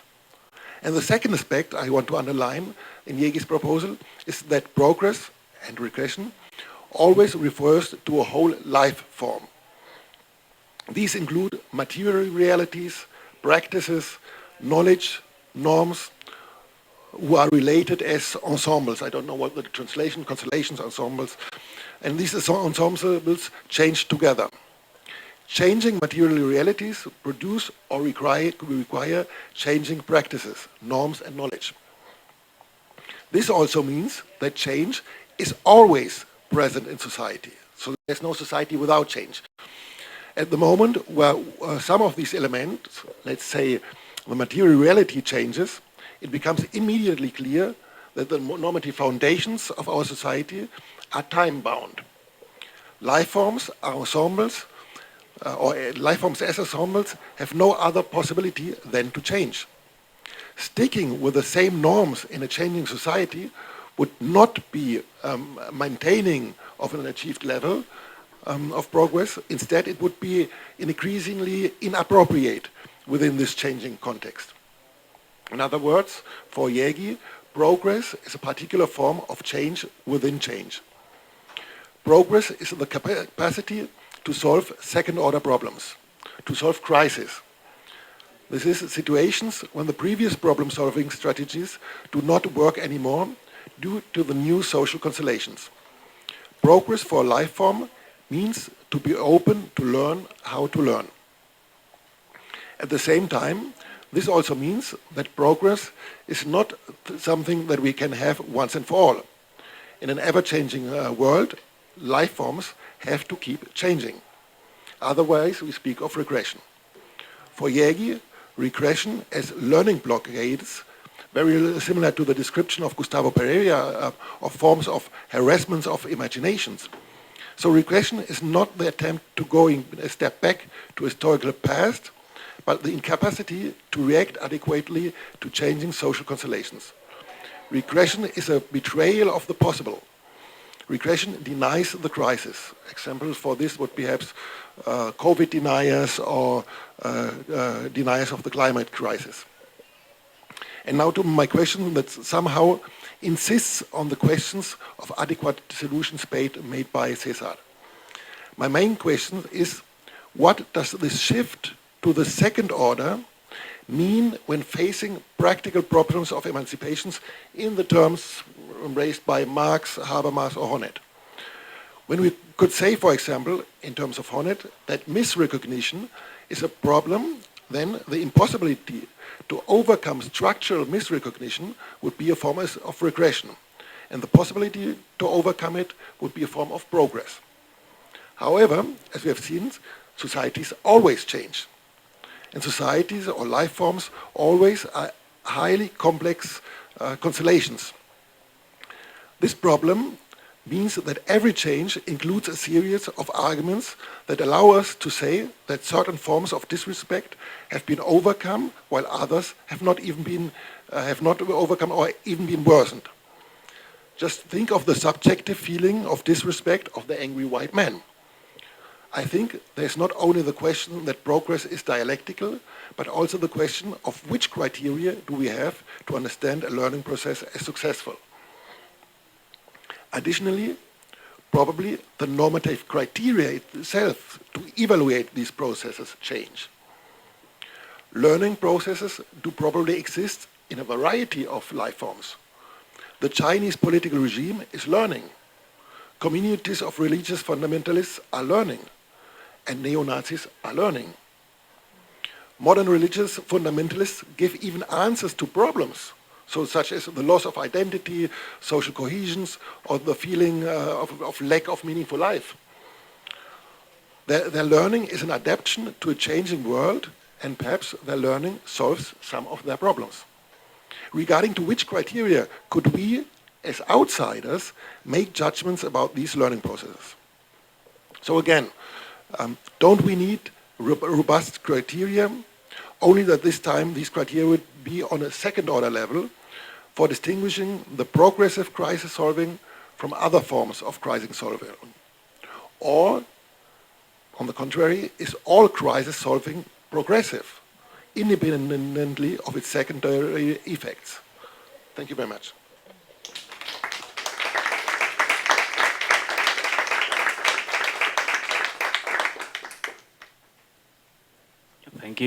Thank you, Rahel, for your presentation, and you all for your comments.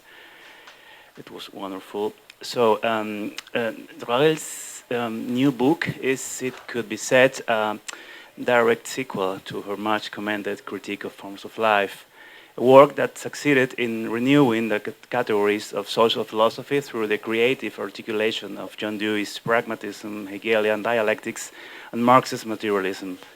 In this sense, the concepts of progress and regression that Jaeggi develops in this new book derive from her conception of forms of life as problem-solving instances, rather than as systems oriented to the realization of ends guided by a particular notion of the good.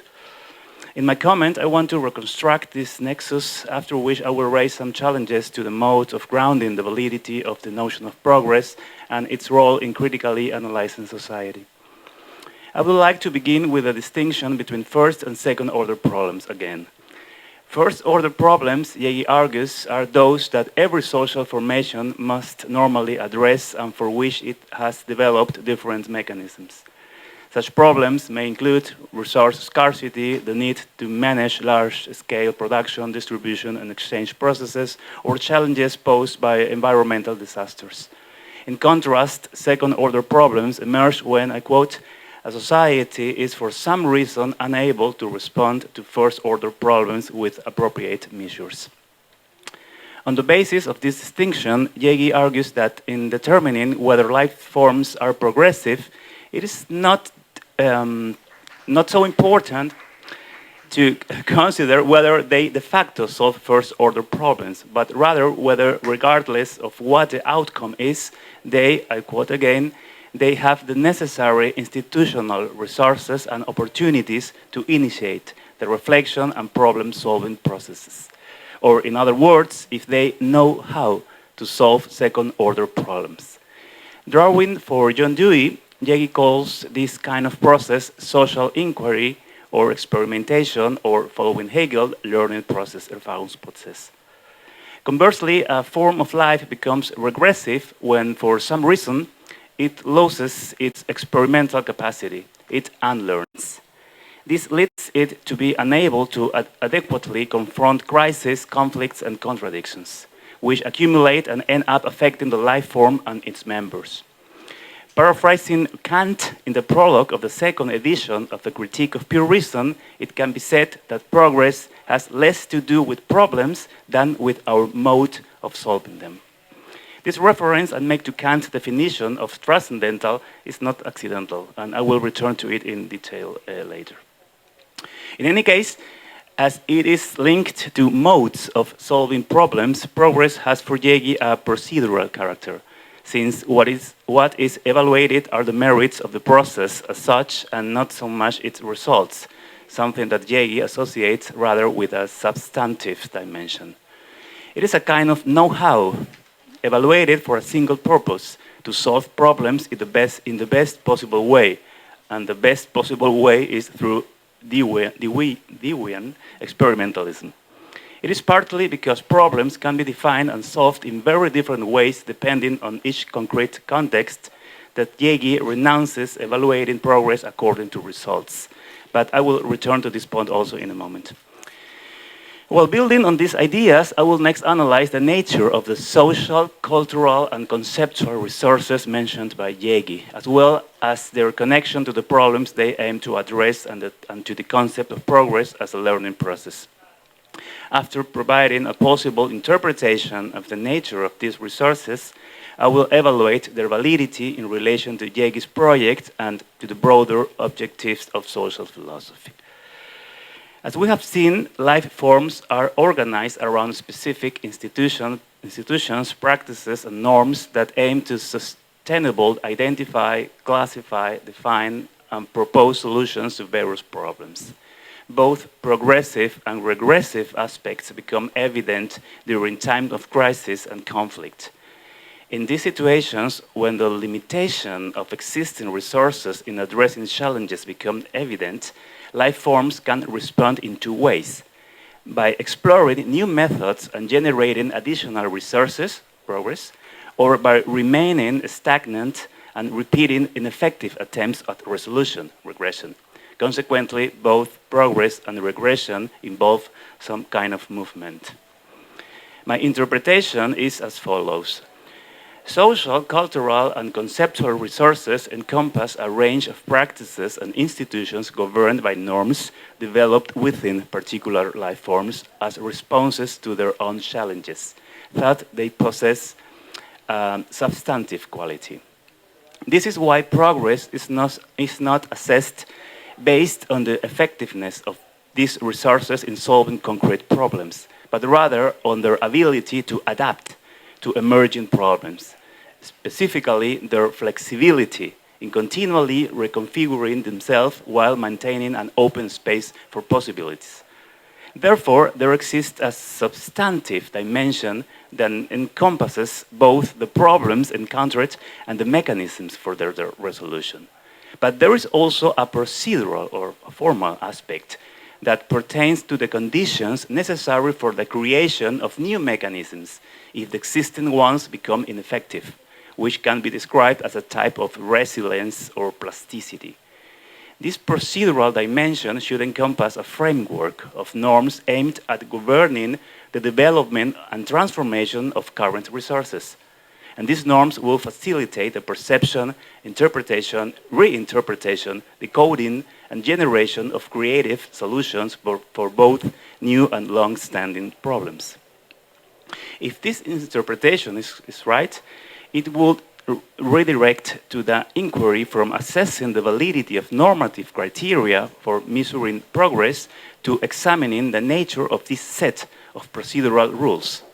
The focus shifts from whether these rules are reflected in substantive forms of life, this is evidently the case, to understanding their composition, whether they can be articulated clearly enough to ensure institutional compliance, and ultimately where their validity originates, assuming that this validity cannot be only substantive at the risk of falling into some form of ethical relativism. It can be asserted that while this general method of problem solving relies on social resources intrinsically linked to specific forms of life, the legitimacy of its rules doesn't hinge on any single form of life, since they pertain to a broader capability to identify and solve all kinds of problems. It responds to the internal logic of the mechanisms of problem solving via learning and experimentation. Although Jaeggi doesn't explicitly mention it, this idea relates back to the Kantian transcendental doctrine and resonates with H.L.A. Hart's book, The Concept of Law. Hart suggests that in addition to primary rules governing behavior, every form of life can possess broader secondary norms that, I quote, annul or modify previous rules and determine their effects in various ways. In Jaeggi's terms, these are norms that regulate learning and experimentation processes. The manifestation of these general rules within each form of life may differ, but the key question is whether they can be distilled into a finite set of enunciated rules that could potentially be linked to a specific tradition. Based on our observations, I contend that this is feasible. I mean that the plurality of forms of life can be sustained without this preventing us from continuing to recognize in progress, even in its procedural form, a very particular tradition of thought. It seems to me that this may be the case of Jaeggi. The central point here is that each form of life should reflexively and immanently create spaces for deliberation about its own problem-solving methods. In other words, while Jaeggi doesn't explicitly states this, we could be discussing a democratization of forms of life that aligns with the views currently advocated by figures such as Isabel Ferreras, Elizabeth Anderson, or Axel Honneth. This raises certain questions that I would like to address in concluding this comment. So the first question pertains to how the conditions necessary for social experimentation can be institutionally guaranteed and whether they can be justified without relying on a specific form of life. For decades, efforts have been made within democratic theory to explore this issue. In addition to foundational works by James Bowman, for example, and Elizabeth Anderson, that emphasize the significance of problem-solving processes for democracy, scholars like Robert Tallis and Cheryl Misak argue that it is possible to base democratic deliberation on purely epistemic criteria without adhering to any particular conception of the good. According to this perspective, democratic principles such as defense of pluralism, egalitarian inclusion, respect, and tolerance would align with the epistemic responsibilities expected of anyone holding beliefs. In other words, I quote, to be a consistent belief holder, one must accept democracy. I will not delve into the specifics of these discussions, but I would like to point out that this kind of epistemic argument seems to me similar to Jaeggi's experimentalism, which is not surprising if we consider that already for Dewey, experimentalism and democracy are intrinsically linked. From this, it could be derived that Jaeggi's position is a very well-founded defense of pragmatist democracy. With this, the discussion on progress leads back to the debate on participatory democracy. According to this, my second question is whether a progressive form of life can or not be distinguished from a democratic form of life. I'm interested on this because despite what arguments such as those of Thales and Misak suggest, unlike a progressive form of life that cannot be identified exclusively with any kind of substantive content, the democratic form of life does have an origin. It responds to a tradition of thought, and its history can be reconstructed through a series of substantive principles such as those just mentioned: inclusiveness, respect, equality, etc. The main consequence of this is that progress could actually be measured according to how democratic a form of life is, with which the criterion turns out to be substantive and not just procedural. In fact, this type of measurement is quite successfully carried out by current political science, which focuses on analyzing the degree of democratic realization in societies through a series of indicators based precisely on the effectiveness of practices and institutions that encourage citizen participation. James Bowman already foresaw this shift in political philosophy towards an approach more focused on empirical analysis in his important paper, The Coming of Age of Deliberative Democracy of 1998. As Joseph Raz states in this regard, even with a procedural turn of democracy, its grounding in a notion of the good is not completely annulled, but is now associated with political autonomy as the end to be achieved. In any case, the latter is not a criticism at all, but rather a reminder that openly taking a stand for democracy and its ends, even if this means giving content to progress, can be theoretically risky but practically necessary. Thank you.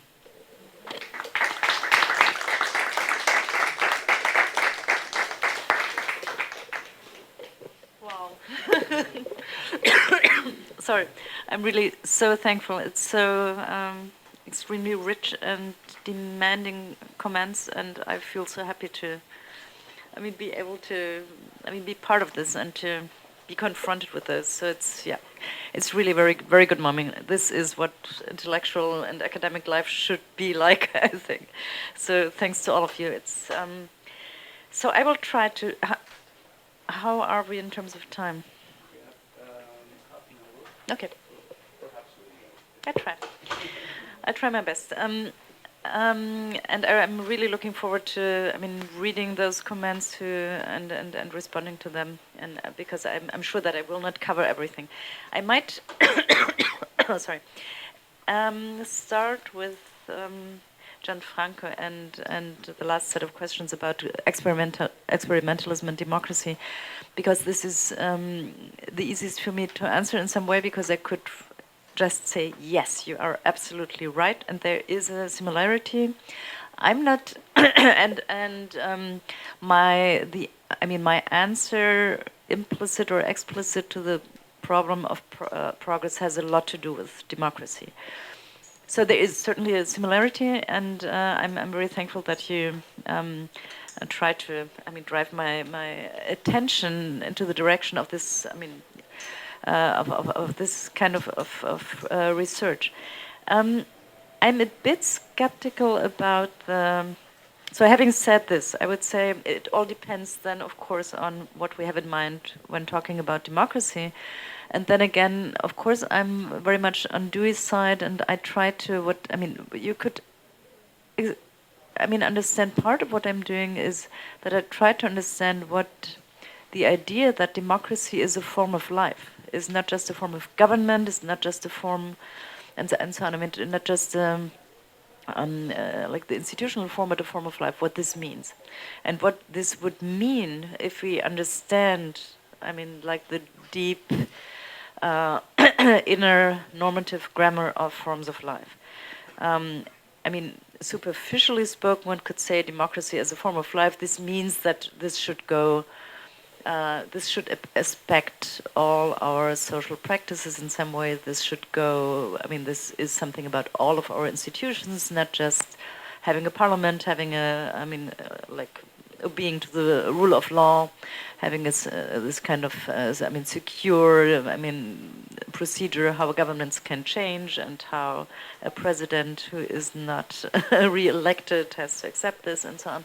But something that goes all the way down, like in all those institutions, schools, universities, departments, even, up to the kindergarten. I insist on the kindergarten here because it's, democracy as a form of life also means that it's important how you raise children, and when they face the first confrontation with like social norms, not their first confrontations, but a certain kind of confrontation with institutionalized social norms, for example, in kindergarten, it's very important to have them, talk about their issues. And there are, principles of pedagogy who would, be very fond of those procedures and of having them sort out their problems and so on. So I'm serious about all the way down from university to kindergarten, and from the working place democracy, of course, to whatever. So this is one take on it, and then in order to spell out what this means on all those levels, we might need to go a bit deeper into the theory of social practices here. I'm a bit skeptical about the kind of neutralism, proceduralism that you came up with here. I'm typically critical about the idea that there are rules and like formal procedures that would be neutral against the good. I would say they always, and this is why I'm not a proceduralist but a processualist here. I would always say they do. This is one reason why people hate liberalism so much, or have come to hate it so much, because of this. Liberals always pretend, we just want pluralism. We just want, to apply those rules, and they are neutral. You can have every opinion you want to have if you play along the rules. And people are not stupid. They understand that the rules themselves have ethical implications and this is why I'm not anti-liberal in the political sense, but anti-liberal in the philosophical sense. This is where this strong critique of liberalism and of the liberal idea of neutrality comes from. That I think, we have to be able to confront the issues of, these ethical issues on the level where they come up. And it does not have any sense to say, as long as you choose your form of life freely, that's okay. Because then people say, even the idea of choosing with respect to some forms of life is something that disrupts them. So it is not neutral. It is taking a stance for a certain liberal idea of autonomy and emancipation and so on. And I'm happy to defend those ideas. I'm happy to defend a certain... Let's even say modernist, getting back to your question, modernist idea of freedom and autonomy. But one has to defend it, and one has to be open about, one doesn't have to play tricks on people by telling them, it's just a procedure. And this is actually what I like about Joseph Raz, about the work of Joseph Raz, that it is so clear that spelling out the ethical, this is ethical liberalism, and the good thing about it is it spells out those ethical implications and is not shy to, or doesn't hide behind procedure. So this is where, I think Bowman, I don't know, I haven't followed his work lately, but this is where I think, so the strictly proceduralist and also the Habermasian version of proceduralism comes in, and it has to be criticized. But again, and then the question, progressive, what is the distinction between progressive and a democratic form of life? It might be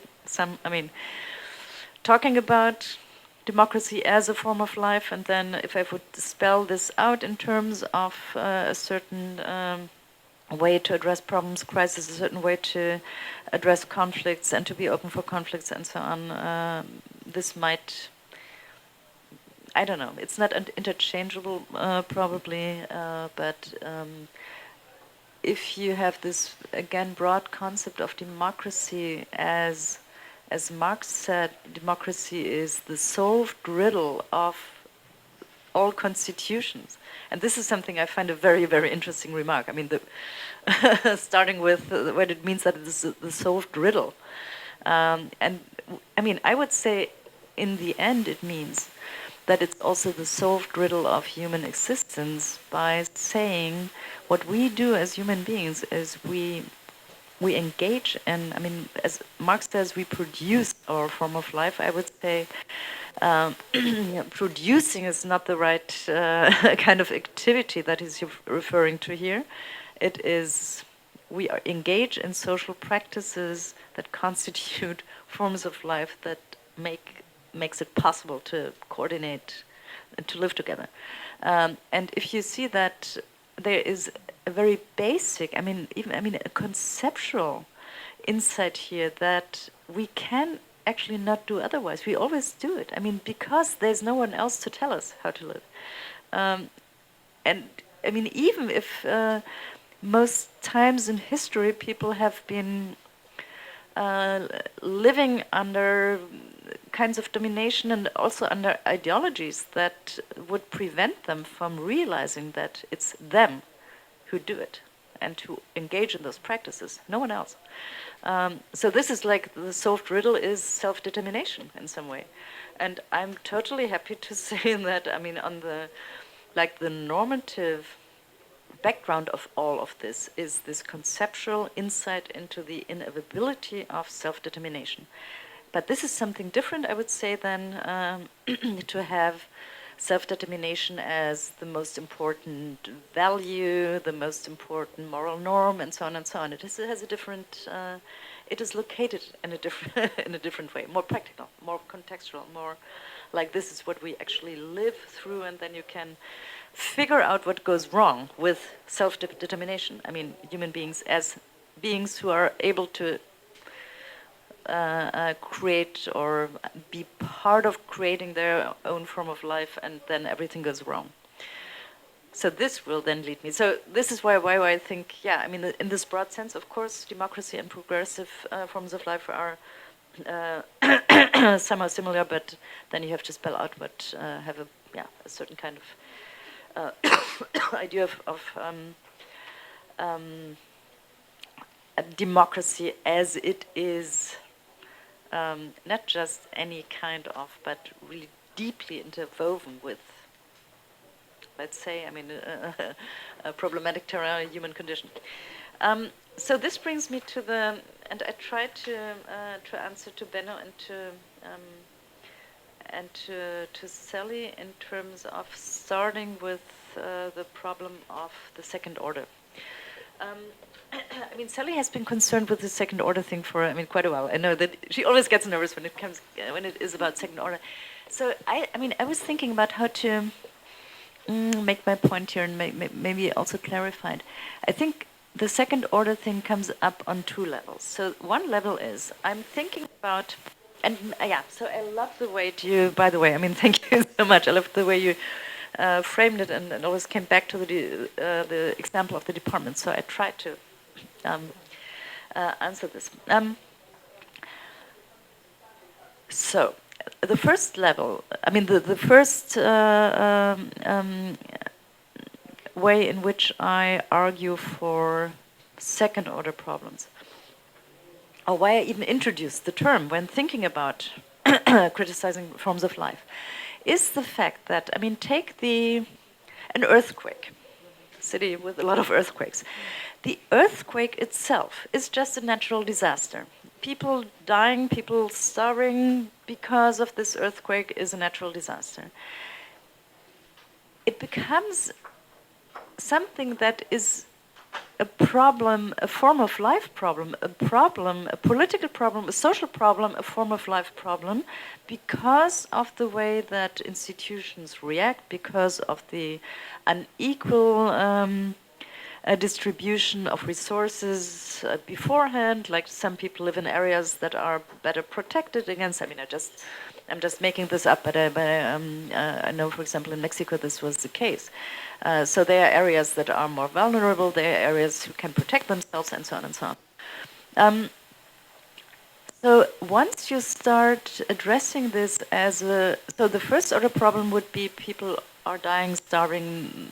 The city needs to be built up again. The second order problem is, why does this not happen, and why does it affect everyone on such unequal terms? And this has to do with the institutions that are and the institutional resources. This has to do with ideologies that are in place.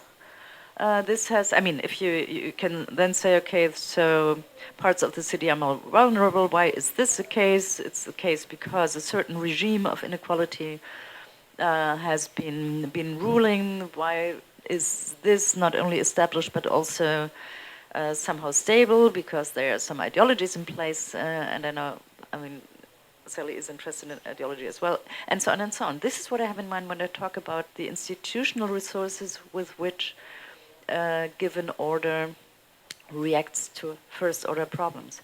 And I would think that, so it was, I needed the second order problem concept in order to make sense of the different kinds, in order to also establish my point that those problems are not brute facts, just there, but are somehow already framed in this institutional, ideological, political, normative. I mean, and this also means it's also framed in like normative, not in, I mean, not normatively good, but normative in terms of you deserve it in some way. I mean, yeah, we pity you that you're affected so much, but in some way, I mean, the underlying inequality is not something that is a problem at all. So this is why I came up with the second order problem here. And I would, for example, think that the problem in the department is a second order problem. I mean, it is, you say, I mean, if we can make the man shut up a bit more, we have solved a first order problem. I don't think this is a first order problem. And here comes my second point. I think the activism, the very fact that women started to complain about it, has a lot to do with reflections, and this is the other thing that makes you so nervous, like why does this kind of reflexivity always have to come in? It has something to do with the fact that women did not only feel like excluded, muted, whatever, but they came to reflect on the fact that, I mean, first step, it's all of us, it's not just me, but if I make my little like statistic in the classroom or in the departmental colloquium, for some reason, I mean, I might just be stupid, but for some reason, none of the other women have a voice here too. Are all of us stupid? Is this like a statistical evidence? Probably not. Then you talk to others, then you figure out what kind of I mean, you know all about this. I mean, you figure out how this works and how they somehow silence you without openly saying it, and so on and so on, and how a whole variety of mechanism makes women not having a voice in the department. So I think that even so, there's the thing. I would say that social movements or this kind of social activism very often, I mean, works with a step that you need to work with in terms of addressing those issues on what I call the second order problem level. So we only speak up against this situation because we realize this is a question of, this is not nature, this is not whatever, this is also not a coincidence, not contingent, that for some reasons in all philosophy departments all over the world, women silence. There seems to be some structural element in it, there seems to be some ideology that comes with it, there seems to be, and so on and so on. And this is what I would call thematizing the problem on a second order level. And I would even say that the problem of being silenced is not just the brute fact. It is the kind of self-understanding that comes with it, the kind of, I mean, all these things that are attributed to women and that easily then, in terms of ideology, are taken up by them and so on. So I think this is already a second-order problem. And social movements typically work along those lines to bring a problem from, not only from the local level to a more general level, but also from the first-order level to the second order level. And you see this when because you kept on asking, so is this then progress or not? And I mean, to be a bit provocative, one could say, you see, I mean, of course, in some way we would say, yes, of course. I mean, this progress, it's local progress, it might not change the world, it's still progress. So two things. And again, another point of disagreement between us. I do not play out the local against the global level here. I would say that the interesting and the step of reflexivity that social movements bring in and social activism brings in is typically to connect the local issue with some broader effects or even functions that this local issue has within a broader net of practices. This doesn't mean to go global. I mean, this kind of, unless you change capitalism, you don't change anything. Unless you are progressing towards getting rid of capitalism, there's no. This is not what I have in mind. It is about, and again, I think social movements do very important work here, and we should do the work here. And by the way, it's not that I'm against that I'm not bringing in the activist side of it.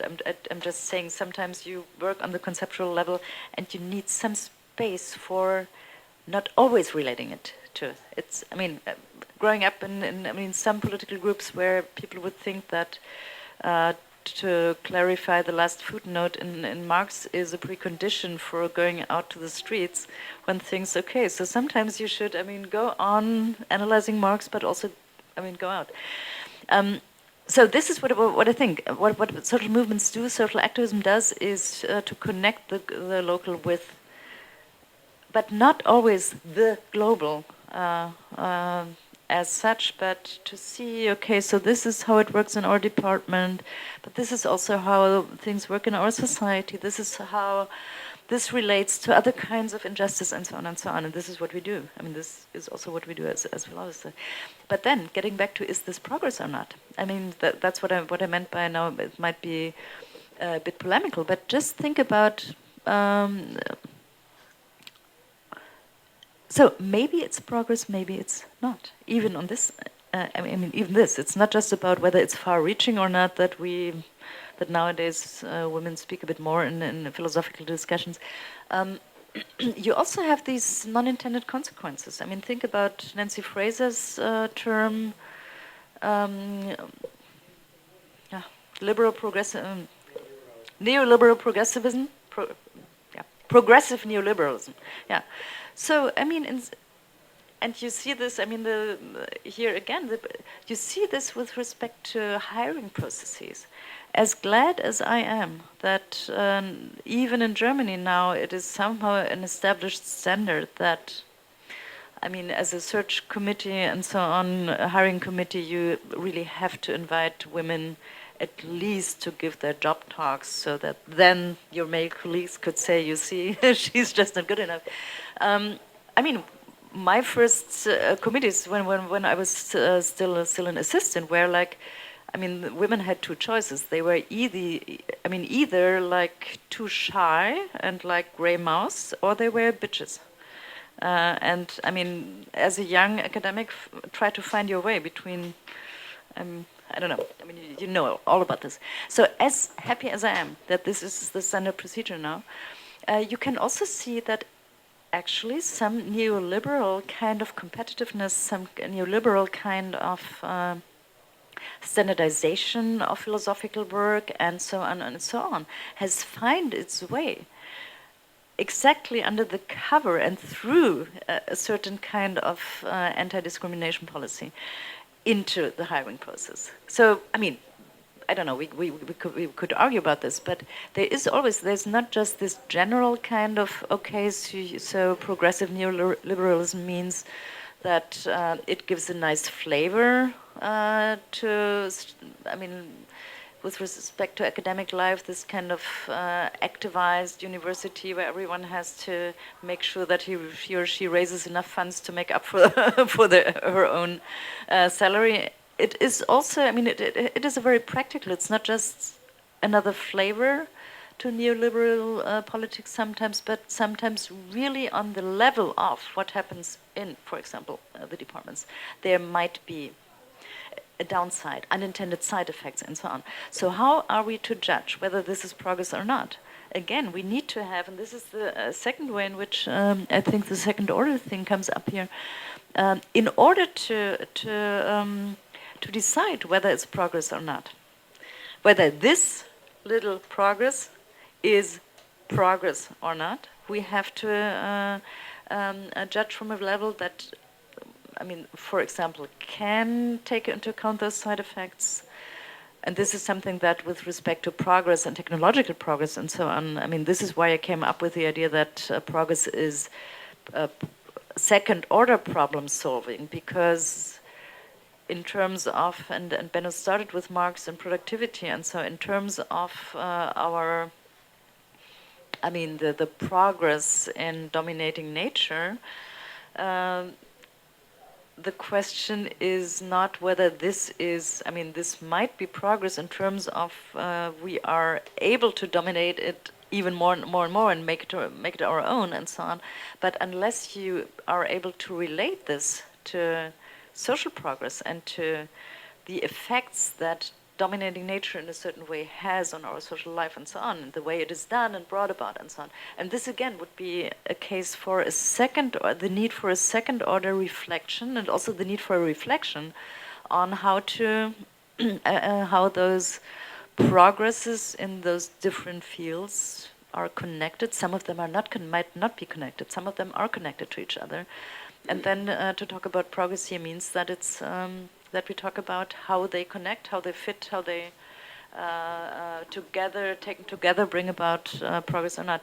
Which brings me to the question of on which level am I operating here? I would say my critique of localism here. Again, I mean, politically spoken, it's really not about giving up on those local changes. My critique here on with respect to localism is not a critique of this kind of activism and activism on the local side. It is a critique of the relativism that comes with those positions who would say, yes, of course we can talk about, I mean, we have progress in this and that realm and in this and that respect, but we are not able to or we refrain from evaluating whether this aggregates to progress in with like a capital P. And here, the whole, I mean, the idea of the book is that one should neither stay in this localist, relativist, contextualist position, nor argue for progress in a substantial manner. And this means that, and this has to do with how we judge those little, I mean, the local progresses or the contextual, I mean, the progresses of which we can say, of course, in this context, if I want this and that, of course, this would be a step towards progress. How we can come up with this set of criteria. And then I get back to Benno again about the set of criteria. So the idea is that we have those criteria that would allow for,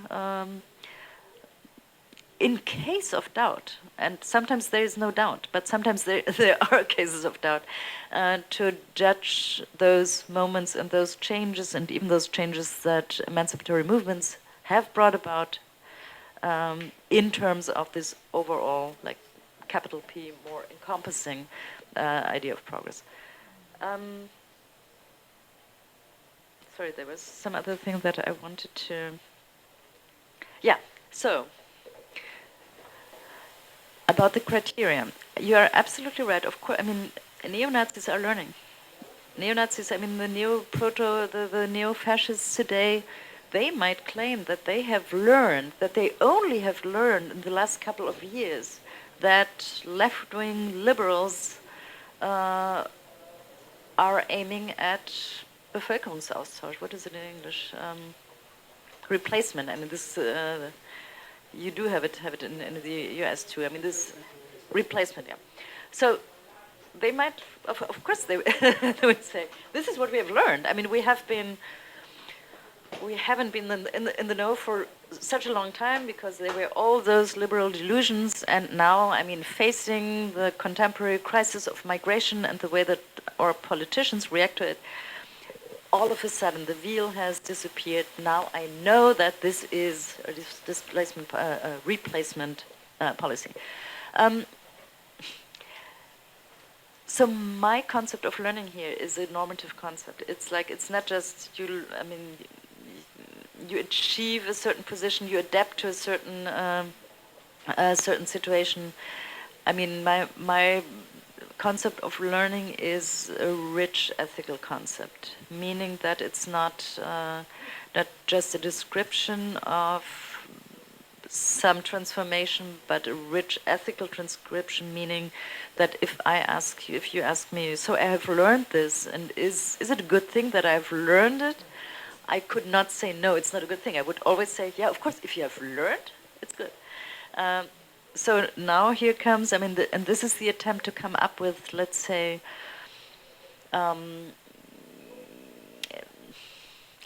normative concepts that are not normativistic in the sense that I criticize. So then I have the problem to distinguish between what you might call real learning or fake learning, regressive learning, whatever. And of course I would argue and make the point that those who have now learned that liberals want to replace people, that this is not only wrong, I mean, in terms of we have facts that could show you that this is wrong, but in order to understand why this idea is so sticky, you have to understand the ideology behind it. And ideology is an important part of what I would call learning blockages. I mean, there are a whole variety of those blockages, but ideology is one of them. And this is the way to proceed. I mean, this shifts this is not a solution. I mean, like the one and only solution for how to tell apart all these different phenomena. It is a suggestion about where to look, I mean, how to look at it. And where, I mean, it is somehow a shift of what in the end will always be a debate. Of course, I mean, what is a solution for someone is a problem for the other. So it's not only a matter of, I mean, there are power relations that themselves are learning blockages, in my terms, but also, yeah, different perspective, different ways. I mean, someone gains in a certain, I mean, the white male academics who now have to hire women, yeah, I mean, they feel not as recognized as they used to be. Then it is, of course, a process of, I mean, you have to argue for this holding on to their privileges being, I mean, this is behind all those naturalized arguments that are made, and so on and so on.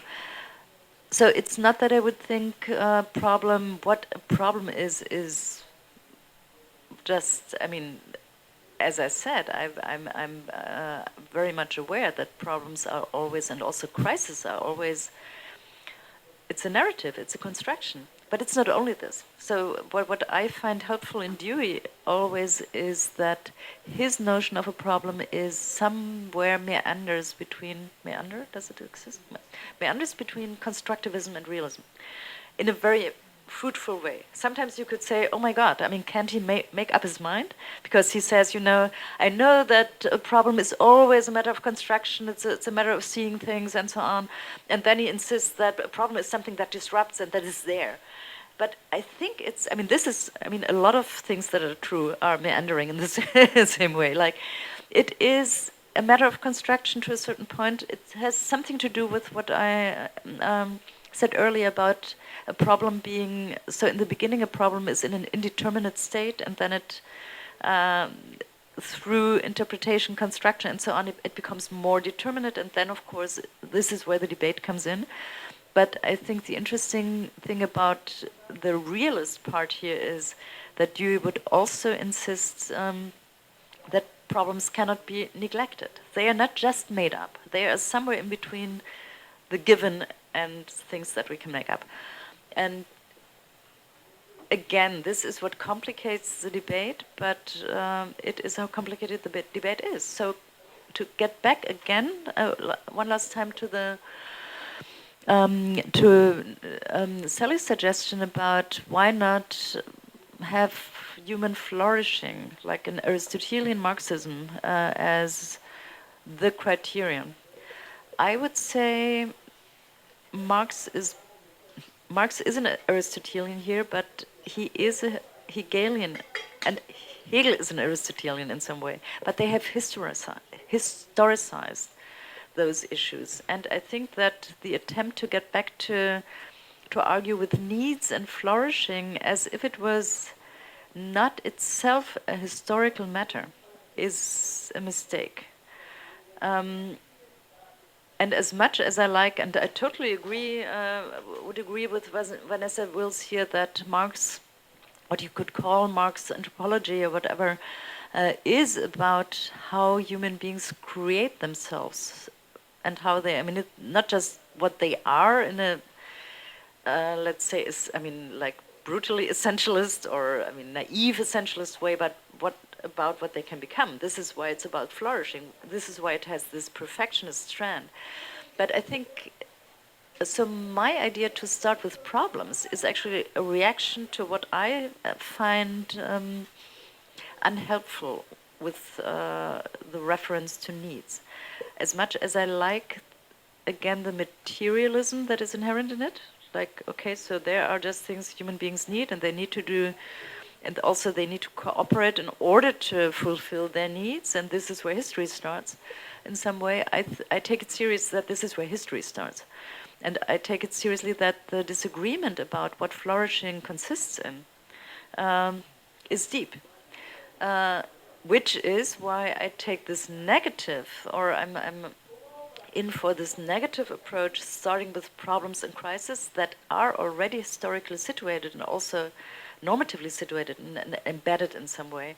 So we somehow start in the middle of things instead of trying to get to some kind of foundation, and be it the foundation of a certain idea of human flourishing or needs that we can then take as a starting point. So this is what I think, that the attempt to dehistoricize, or there's, in this Marxian essentialism, there is always the danger of dehistoricizing Marx's idea of human nature. But I mean, this might not be the case for, I haven't read Vanessa's book actually. But this would be one reason for, sometimes it's helpful to see, why don't I just buy into this or that picture, which would make things easier. So if I were Martha Nussbaum and I had a list of things that human beings need in order to flourish or to live up to their abilities, things would be easier. But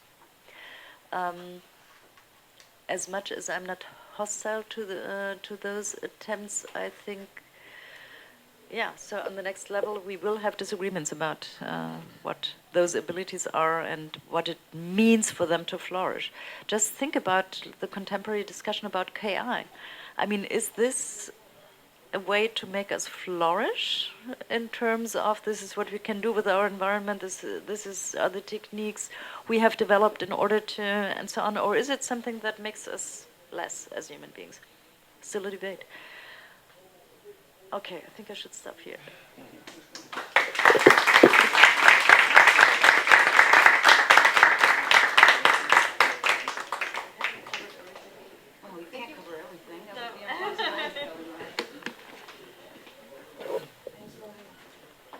Thank you all very much for the insights of the ways of thinking and starting and opening the debate. Now we have got time for 2 questions, maybe from the audience. Yes.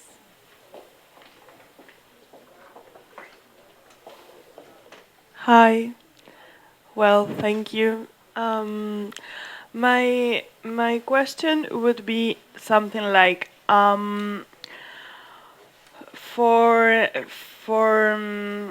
in order to elaborate some criteria to distinguish between progressive and regressive in general, or in particular when it comes to forms of life. Why not using harm as a concept of that could be interesting in some way, like, for example, regressive forms of life or regressive in general could be related to harm, like to, well, to if I don't have, I don't know, yeah, the same-sex marriage, or if I don't have the abortion right, or if I don't have some rights, I could be harmed. Or something like also, yeah, and that also comes from, or also like harm, or could it be a augmentation of capabilities or augmentation of abilities, and regression, some kind of yeah, for example, like the example of the white men that are very angry because they lost their status, like they're kind of have been, maybe you could say they have been harmed or something, but we actually don't think that because, well, but yeah, like I was interested about in this, like maybe regression as a form of, well, having less capabilities, like less rights, less, or maybe being harmed. Like, what do you think about those ideas? And also, like in that respect, like maybe some amount, let's say amount of progress maybe comes with certain regression afterwards. Like, what about this augmentation of capabilities and then the some kind of harm that is like in the dialectics and dynamics of progression and regression, maybe some kind of having more capabilities or abilities to some groups of people implies having less, for example, status for men, right? So there's kind of augmentation of capabilities or maybe rights, but then also some harm come afterwards, or some diminution of some status. I don't know, just thinking about the dynamics and how they relate. Okay, so emotions are also involved in these dynamics, of course, like the people that get angry, or the neo-Nazis that, where is my natural life or my traditional life, etc., right? I don't know. What do you think about this? Thank you. We collected 2 questions.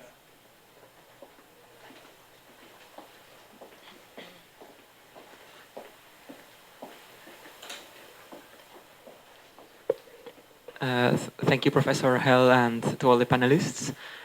If I may ask 2 questions of different kinds. The first one relates back to what Professor Herzog was inquiring. And from my point of view, or as I understand it, the problem of determining what is actually real learning and what is false learning falls back into what is the actual interpretation of the problem that we have. And therefore, we might confront the fact that our normative interpretation of current social practices differs. So, for instance, the nationalists might think that the institutions of the state is oriented towards the developing of the national spirit. The libertarian might think that the basic norms of society are regulated for just the protection of basic negative rights, etc. So there is always a interpretative disparity or contestation that undermines also then what counts as learning of the challenges of those institutions and how we normatively interpret them. So I was thinking the criteria to judge which correct interpretation, couldn't that criteria be found also in your earlier work on alienation, for instance, when you were talking about how a right interpretation or a right self-conception is the result of how we can find a sort of balance between, a coherence and an appropriateness of an interpretation.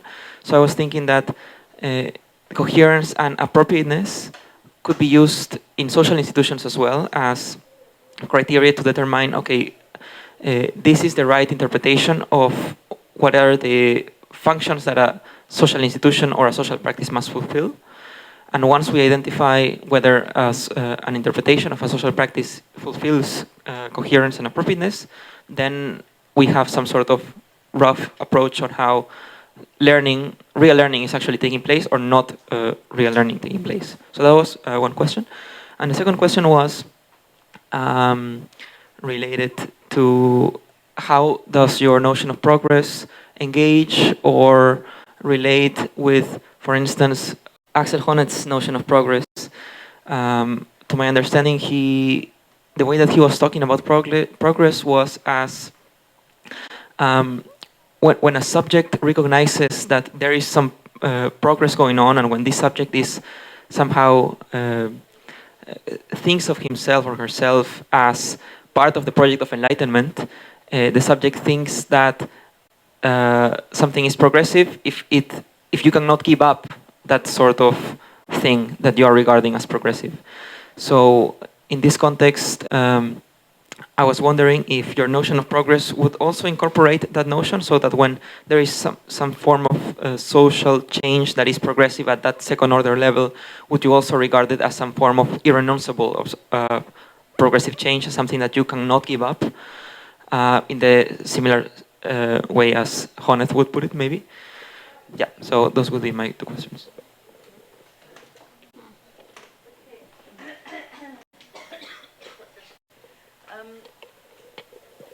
So I start with your suggestion to put harm in here. I take it there are 2 points here. One is that you emphasize harm in terms of why not take suffering or the fact of suffering, harm being done, which is something that I certainly agree that this is a starting point. So starting point is like dysfunctionality and crisis in social institutions, but also harm that is being done. And this is related to each other because the dysfunctionality within a social order has something to do with the fact that people do not accept the harm that is done to them and the suffering that is done to them anymore. Which already is, and this leads me then to also the problem here, which is already, again, a normatively loaded interpretation. So, people can suffer for decades, for hundreds of years without, when they are living under the ideology that this is like how God has created the world, then they might not even, they might suffer objectively in some way, but might not conceive of the situation as something that even can be changed, and thus also the kind of emotions you mentioned, that emotions here are so important, even the kind of anger and emotions that are the result of suffering and harm being done cannot even come up, or only in ways that, I would always say it always comes up. It's not that under those ideologies people just don't suffer because they think it's right what is done to them. That's not true. This is part of like the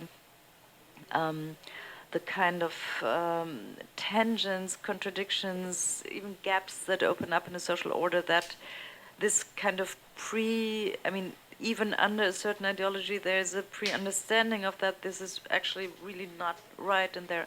So I think it is a good way, it is a good starting point, but on the other side, the problem of interpretation doesn't go away, and the problem that the white supremacist suffers from being confronted with the fact that there are, non-white people living in his neighborhood. You could either say this is not real suffering, or you could say it's suffering, but suffering is not enough, because, not for us, because we need to be able to distinguish between, let's say, legitimate and not legitimate suffering.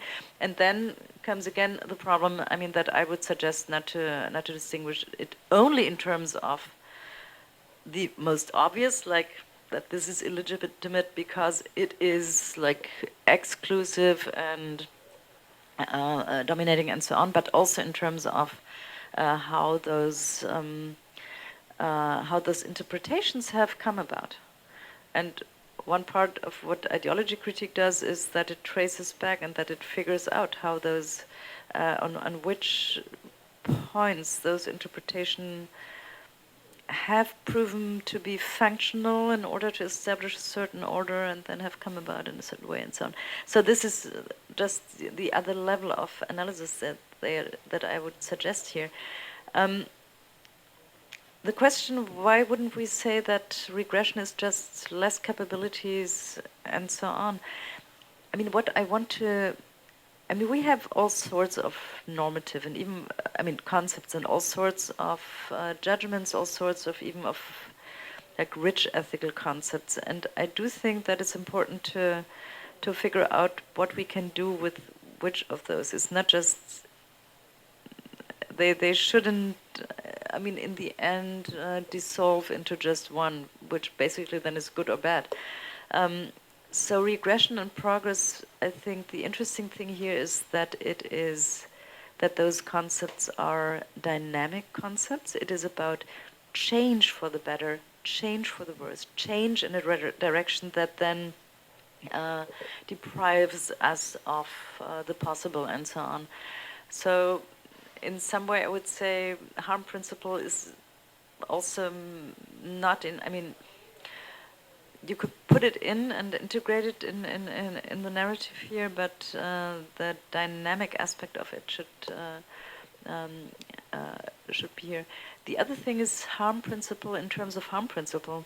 I mean, that might not be enough in order to describe what is going on in those social orders and formations. So it's not just about. So if you start with the argument about, let's say, same-sex marriage, if you have the argument on the purely liberal, on this level that is informed by the harm principle, I mean, in this sense, you might not end up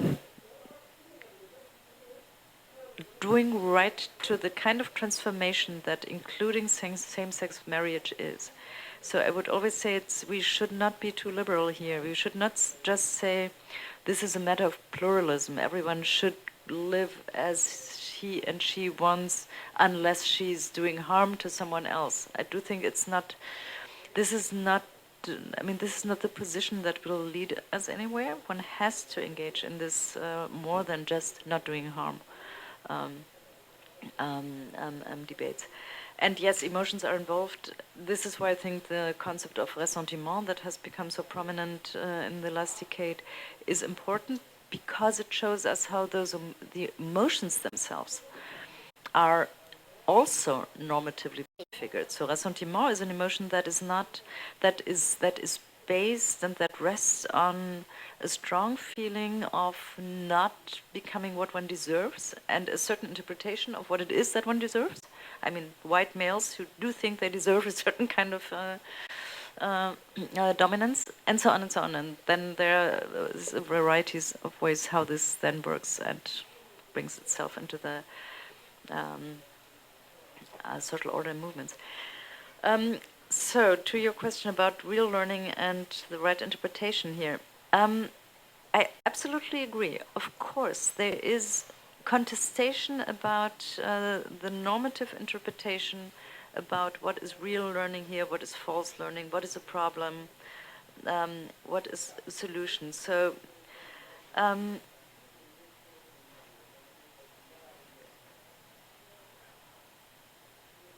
but let me just, by way of giving an example how, I mean, once we start to, I mean, again, I can say it is a shift with respect to where does the what does the contestation, where does it take place, and what kinds of arguments will be made and will be valid in this contestation. And I think the most important thing is it's a shift about how we understand the crisis, instead of just saying you're exclusionary and this is why it's wrong. So just take the example of the migration debate again. There are those communitarian positions who would say, I mean, this is my home, and as in my home or a club, why shouldn't I have the right to close my door? It's insane. No one can make me just open up the doors to everyone. And there are those who argue for open borders. And as long as this stays on the purely normative level, it somehow doesn't lead us somewhere unless you start to reframe the interpretative framework here. I mean, I basically would argue, and this is also the reference to Adorno in the regression part of the book, that the very idea of a society as something like a club, something like a home, is misleading. So it's not that it is, from the perspective of human rights, you should not be able to exclude someone from your club.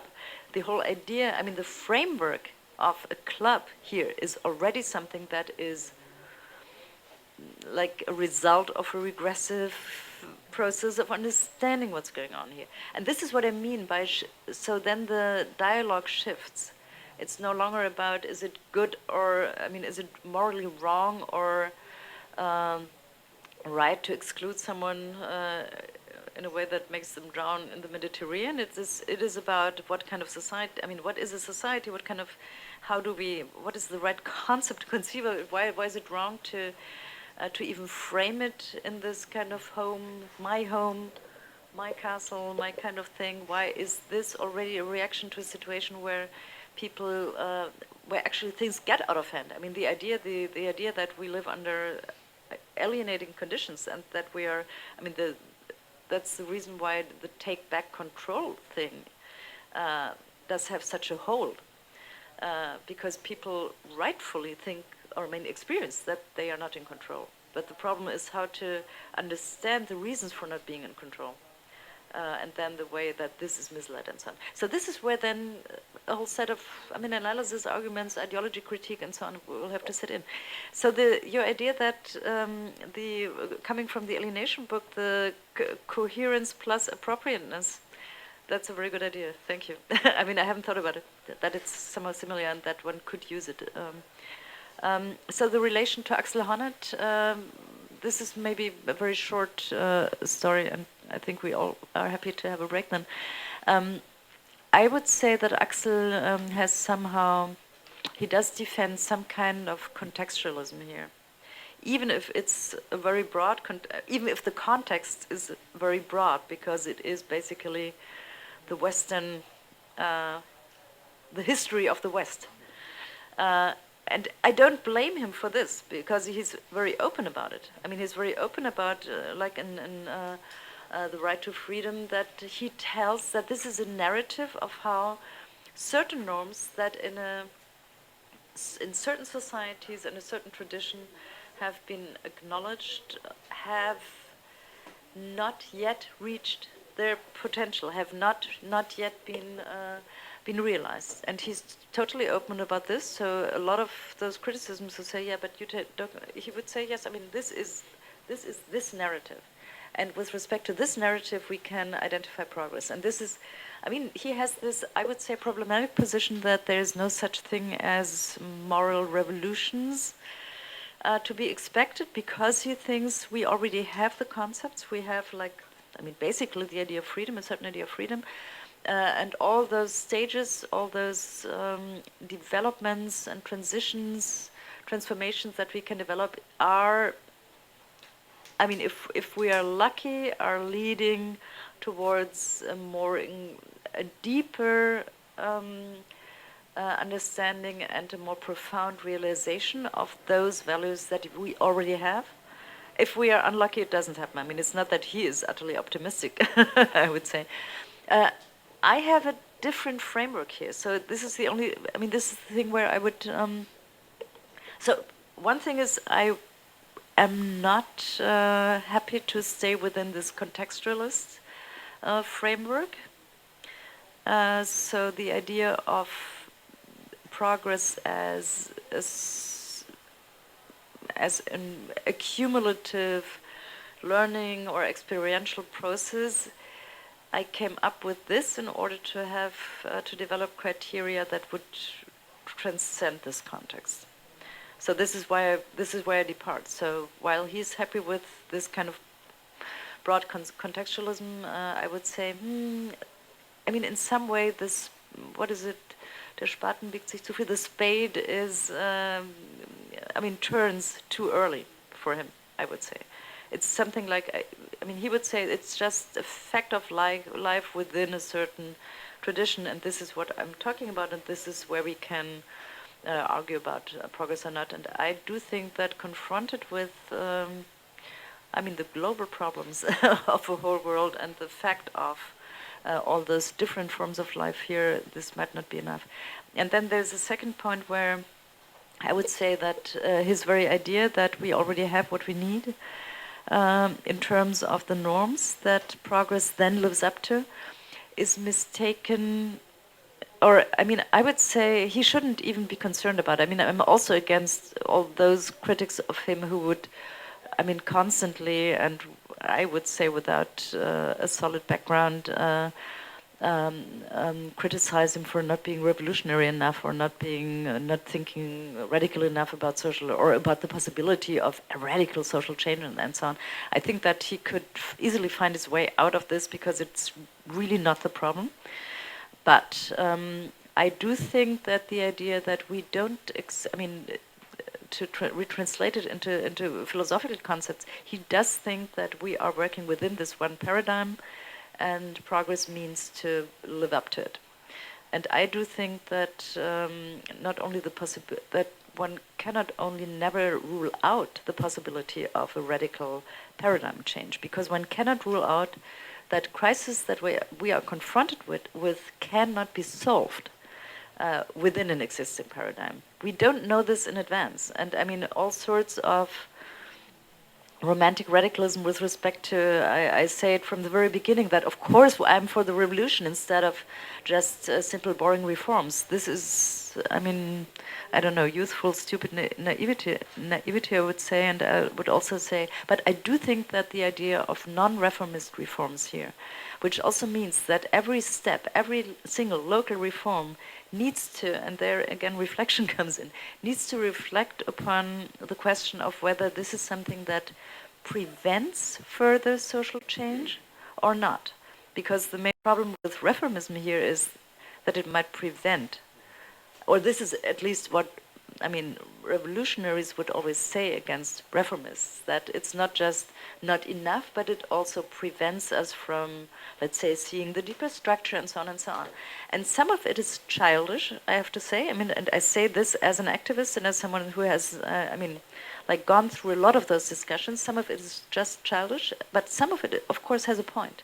That sometimes progresses in certain directions also have, I mentioned earlier side effects that prevent us from seeing things or from addressing things on the right level of, or from seeing the need for a more radical change or so. And again, I would say this is something in Axel's framework, that he somehow works within this broader idea of enhancing the circles. So we already have the norms, and then we are more and more inclusive about whom this affects and whom we should include and so on. And I do think that in those moments of crisis and transformation, the paradigm itself is always a little bit at stake.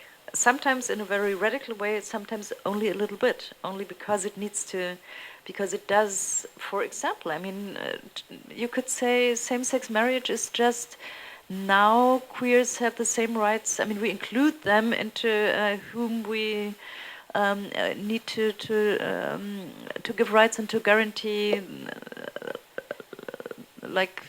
their form of life. But if you look at it, this is much more. This is a transformation of the paradigm itself.